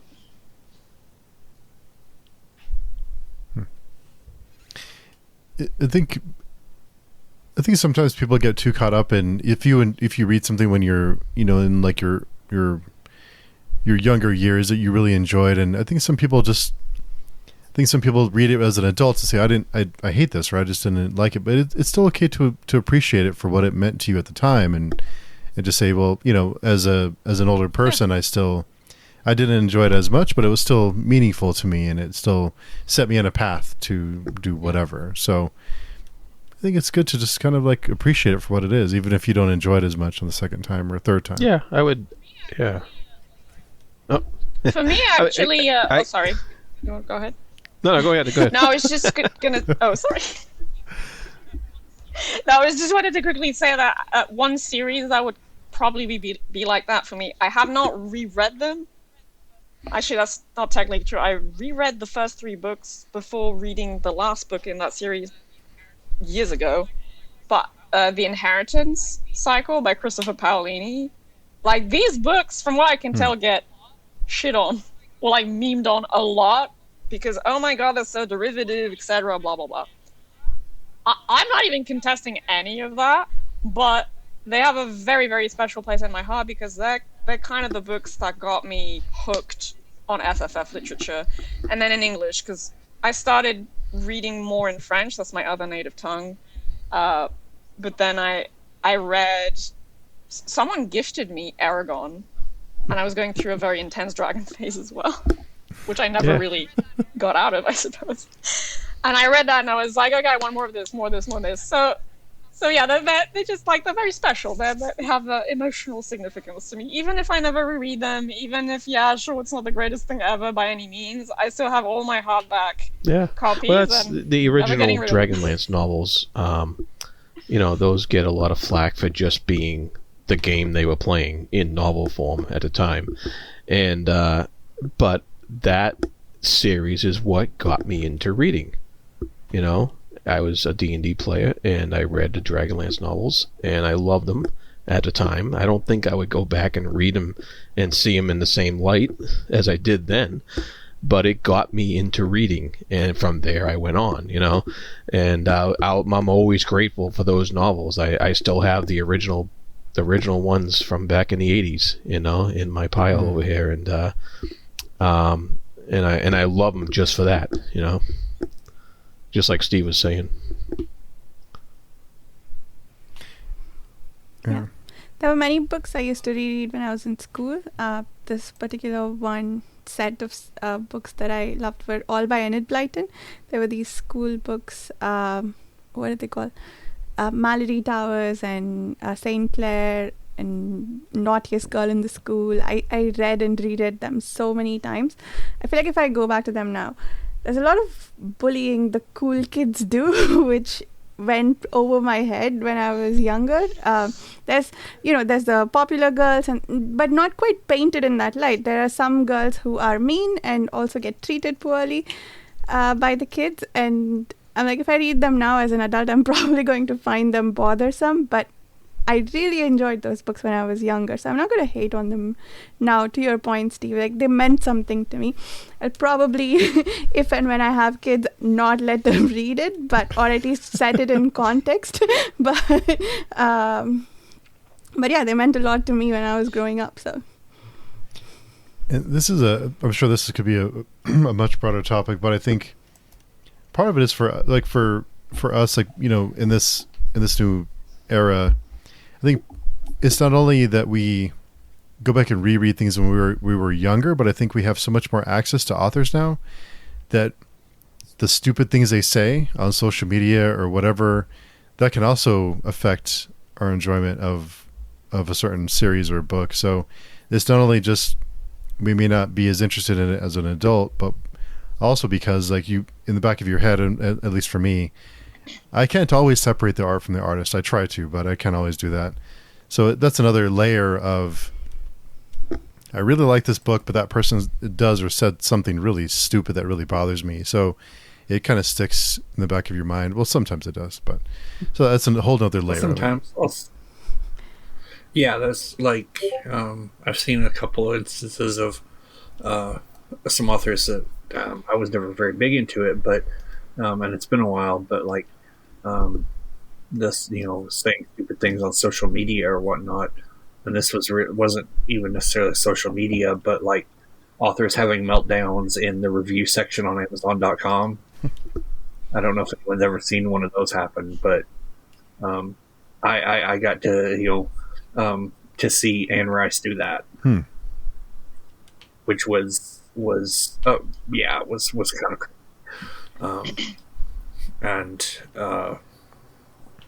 but just, and I think I'm going to pick up Muriel because I think I saw this in her, her spreadsheet. It's just sometimes I run on, some stuff I read earlier, and I just look back at it and I'm like, why did I read this? This is the cringiest, edgiest, stuff. And I look at the, now, and it's like it's still getting reprints and whatnot, and I'm like, why does anyone want to read this? This is horrible. And I think I don't know if it's a reread or what, but you had Anne Bishop's Black Jewels. Yeah, so this is not something I would have picked up on my own. I never even would have heard of it were it not for a friend of mine who was like, I read this when I was 18 because of my girlfriend at the time, and he was like, read that, and I was like, I looked it up and I was like, what is this? I was like, why not? It wasn't. I've read worse, honestly. Like there's some very problematic bits in it, but at the same time, it was kind of a good palate cleanser for me when I read it. Rory and I read them. So it wasn't a bad experience. Yeah, it's just But, it's like it's like you get into reading it and you just kind of don't notice the problematic stuff while you're reading it, and then you finish it and you're like, wait, what did I just read? No, I definitely noticed the problematic stuff, especially in the first book. But I was like, I read it because of a friend, I guess. So that also pushed me through it, and I kind of just.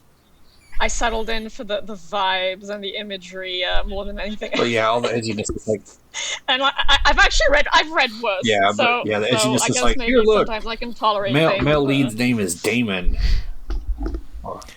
and Lucifer, and their dad's name is Satan. Oh yeah, it's not subtle at all.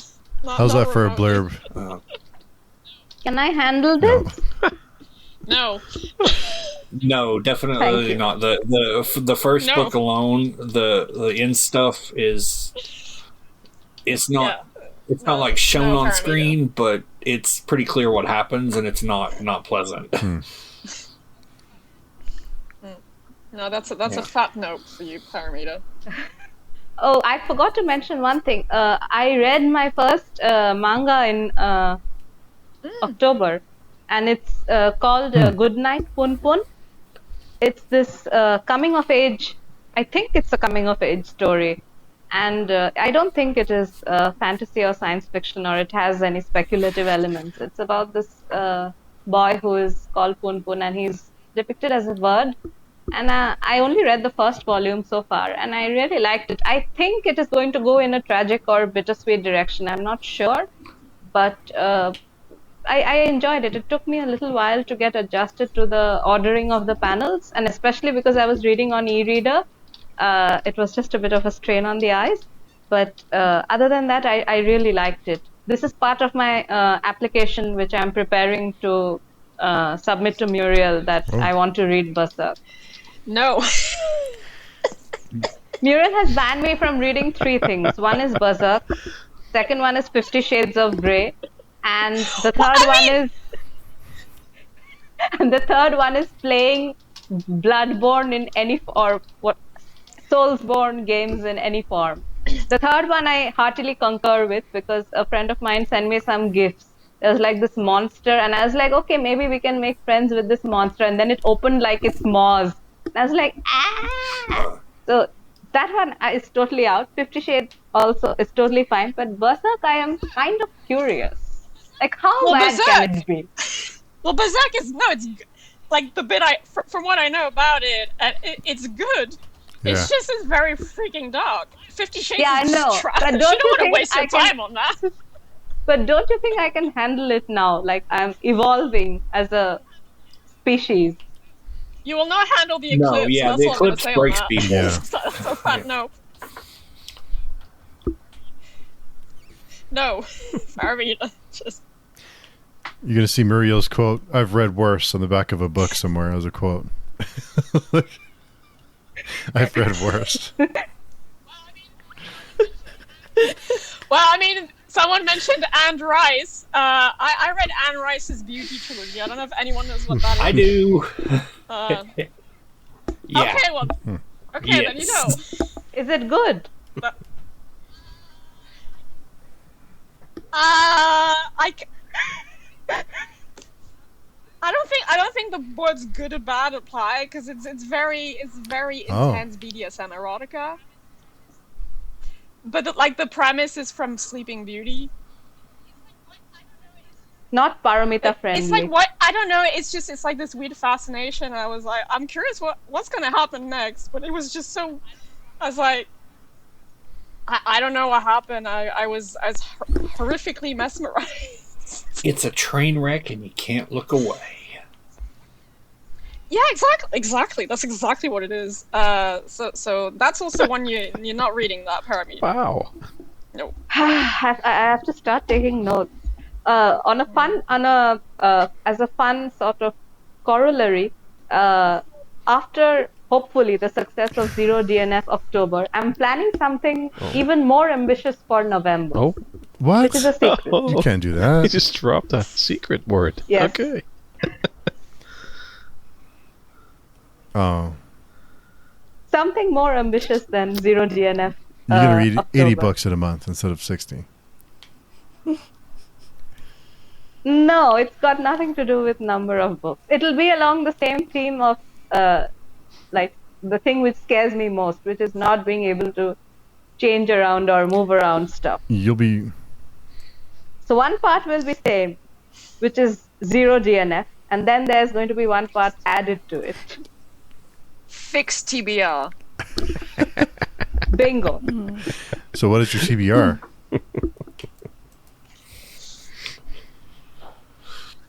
We still have 3 days. Hey, Well, you can send it to me, and I do can have to keep run, you in guys. check. I had to go make some dinner, but Yeah, but thank you Thanks for very coming by, much. Jared. Thank you very We'll much. see you soon. So, just as an aside, Jared, Thank since you you're so still much. here, I'm messaging her where Jenny Oh, says great. hi. Oh, hello, Johnny. Awesome. All right. Take care, guys. Thank you. Take care, Jared. And Take care. Chibi, you mentioned in the chat, IT is from his "I was coked out of my mind" era. That's for sure. Yeah, it is quite the read. Yeah. Oh, Yeah, that. it is. Yeah, I don't know if he even remembers writing it. I think he's even said as much. That was his. He was on some drugs. Speaking of, yeah, I'm afraid to even go down that road. There's some things that he's written that is like, I'm surprised it doesn't get more attention because there's some really weird shit that he's written that's like, really? But yeah. I know what, Yeah. what the thing is in it, even though I haven't read it. I just know. I Everyone also knows know, about the thing. and I'm Everyone. and I'm pretty sure I won't be able to handle it. Like actually reading it, it's very disturbing to me. I've gotten through half of it. I've tried to read it like 3 different times. I don't think it's scary. I just think it's boring, but that's just me and King. King is very hit or miss. So when I read a page and a half, I'm King sorry. is hit or miss. No, sorry. I was going to say I agree with you, Steve, in that King is very hit or miss, and with the exact same examples that you gave earlier. I DNF Dark Tower after 2 books because I didn't understand anything. I know that people say after Gunslinger that if you didn't understand anything, keep going and it'll come together. I read Drawing of the Tree and I didn't understand anything. I'm like, what is this? And then 11/22/63 is the book that I really liked. Again, barring the ending. I agree with you on that. It's a pretty good ending because I have heard apparently that King has some more notorious endings. So it's all right. I accept it, but I just wish it would have gone differently. Like it's that difference which makes it from a very good to a book. So that was not there for me. Yeah, I think I don't want to spoil it, but yeah, there's parts of that ending that I did like, but overall, it just didn't make sense to me. It just didn't feel right. But in it, there's a section that's like 2 pages describing a bank sign, and it's like I don't care. Like I don't care about a bank sign and how hot it was and what the numbers look like and the color. I don't care. Like get on with it. This book is 1,200 pages. Like get on with it. I don't want to. Just like it's really frustrating. Steve, remind me to warn you against certain postmodern novels. They like to belabor on It's not War and Peace, is random it? stuff. After you convinced me to read it. Okay. No. War and Peace is Okay. proper 19th century. It's to be fair, War and Peace also likes to belabor on stuff. There are parties and there are things at the camps, at the war camps, and then the author likes to talk about things as well. A lot of talk.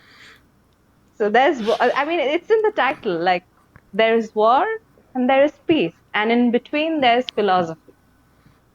Straight from the author. You're killing me. It's beautiful. And he didn't it wasn't enough with 1 epilogue. He needed 2. Beautiful book. Muriel, you're not allowed to say one thing that I posted on the Discord when I was reading. So were you trolling us with That's not a the read along?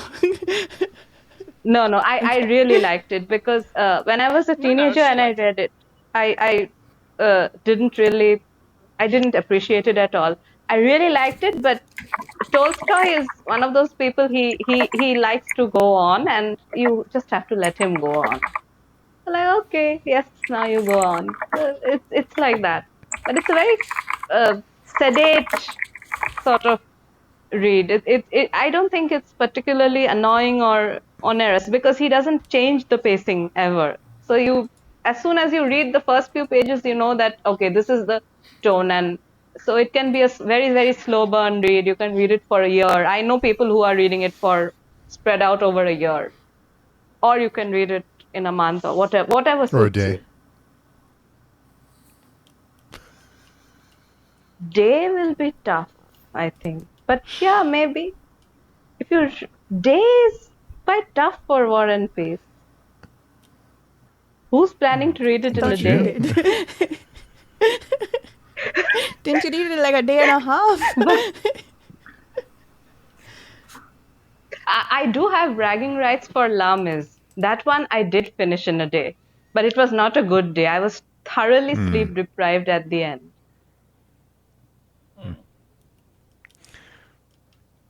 But not War and Peace. War and Peace, it took me. I'm starting to wonder if you're just trolling us and you're just going to sit back and laugh and watch us struggle through it. That's what I'm wondering now. Very clever. I will. As you know, I'm entirely honorable, and I will join along. All right. We're going to hold you to that. But the time flies, and these are always fun. But I don't want to keep anybody too long. So, Varsha, let us know where people can find you, and also let us know what you're most looking forward to reading next month. Oh, cool. I can be found on my YouTube channel, Reading by the Rainy Mountain. About page has links to other ways to reach me and also the links to my podcast, Bright Threads in the Tapestry. What am I most excited for next month? I'm excited to finish Fugitive Prince. I'm excited to get to that chapter 7 and find out what Jarrod was so shocked by. And maybe finishing The Crippled God. I have a feeling this is the month that is going to happen. We shall see. I've heard that for the last 4 months. I take 4 months. Yeah. I know. So if I hadn't, I do tend to spread out my Malazan books over several months. I think I read Toll the Hounds for almost 8 months or something, but that was the slowest.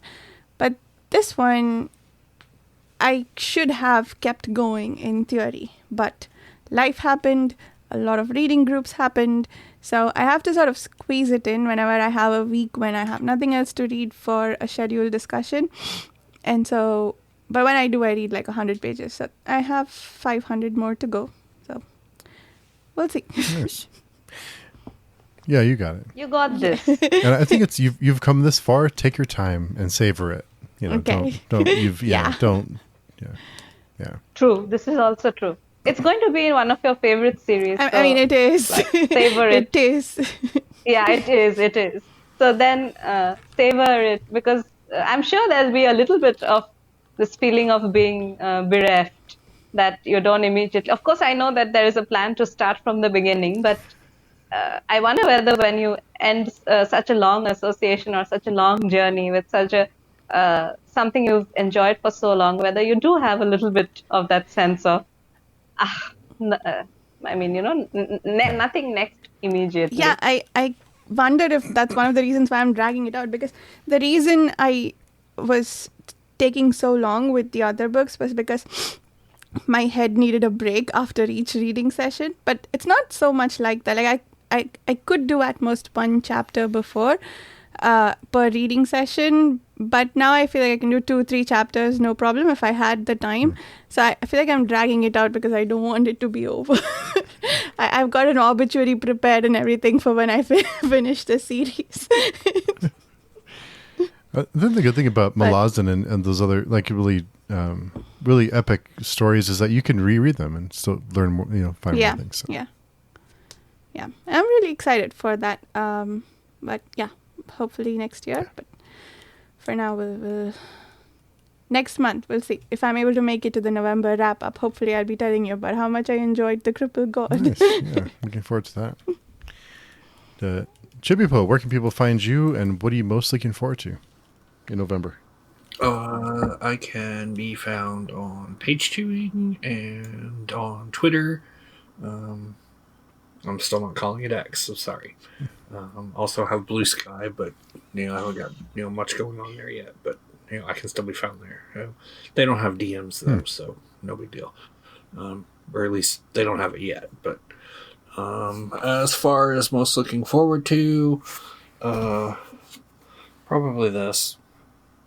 Grand Conspiracy. Yeah, because I'm probably going to start it. I don't know if our group will get into it in November, but I hope so. We'll see. After that, probably the R.J. Barker, because I really like Tide Child, so I'm expecting I'm really going to like that one.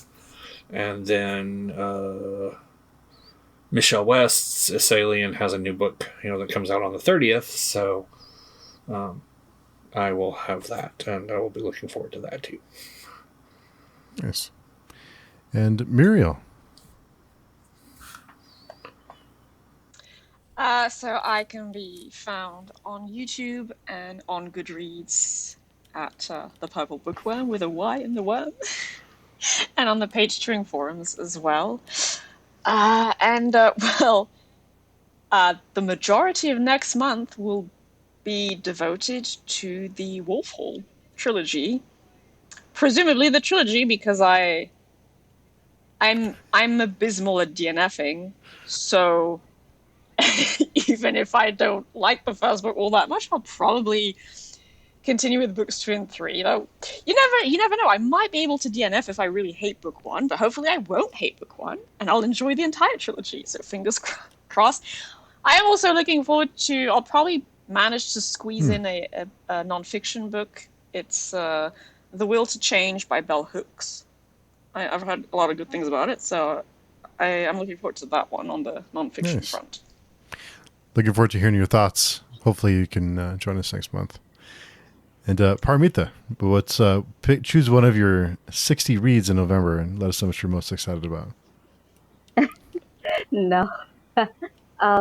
So I can be found on the Page Chewing forum, and the book that I'm simultaneously most looking forward to and am petrified of is The Narrow Road Between Desires. It's a novella written by Patrick Rothfuss, who is one of my favorite fantasy authors. He is releasing a book after 9 years. 9 years, because The Slow Regard of Silent Things was a novella which came out in 2014. This book comes out on 14th November. I will be reading the ebook as soon as I can get it. And there is a watch party where on Twitch, where Rothfuss will be hosting with mystery guests, and I will post a link on the forum. So if anyone is awake and just wants to join, and even if you haven't read the book, I will be joining the party. It's a big day for me. It's like because something new in the Kingkiller universe. I'm just happy. So if anyone else wants to join in, I will share the link on the Page Chewing forum. Please do join, and we can chat. Nice. About That's exciting. I have committed to doing that with Paromita. Yay! That's exciting. So you can find me on pagechewing.com and, of course, on the forums. Come by and say hello. And I think what I'm most looking forward to next month, I think we're going to get to this one next month. Varsha, I think we had talked about it, but the Truth of Crowns, Carl D. Albert's book, we'll be reading that together, and we'll have a discussion at the end of the book. We won't be like a weekly thing, but because we have so many and so many commitments. But I think I'm looking forward to getting into that one. So that'll be my most anticipated read for November. Yeah, I guess for books that I'm starting afresh, not already in the middle of, I guess that one would count for me as well. Yeah. Muriel, I'm realizing how many things I have in common with you. I also have trouble DNFing entire series to the extent. I love the color purple and I love dragons. I got teased for I used to make these Excel sheets at this on-campus job I had when I was getting my master's, and I'd use purple to highlight things, and then like my boss gave me so much crap for it. But she was teasing me. She wasn't like scolding me or anything. But she used to tease me for using purple all the time. That's the book I write book literal quotes. purple bookworms. Nice. And the bookworm on my arm. Oh Yes, wow, cool. that's That was awesome. cool. Wow. Can't top that one. Yeah. So I want to thank all of you for coming by and hanging out. Really appreciate your time. It's always fun. It's just a fun way to talk about what everyone's reading and encourage us to buy more books and just to hear Paromita rant. So it's always a good thing. Yeah, that was pretty good. That was pretty good. That made my day. But we'll hopefully see everyone soon. And thanks for listening and happy reading for November. Thank you. Thank Happy you. reading.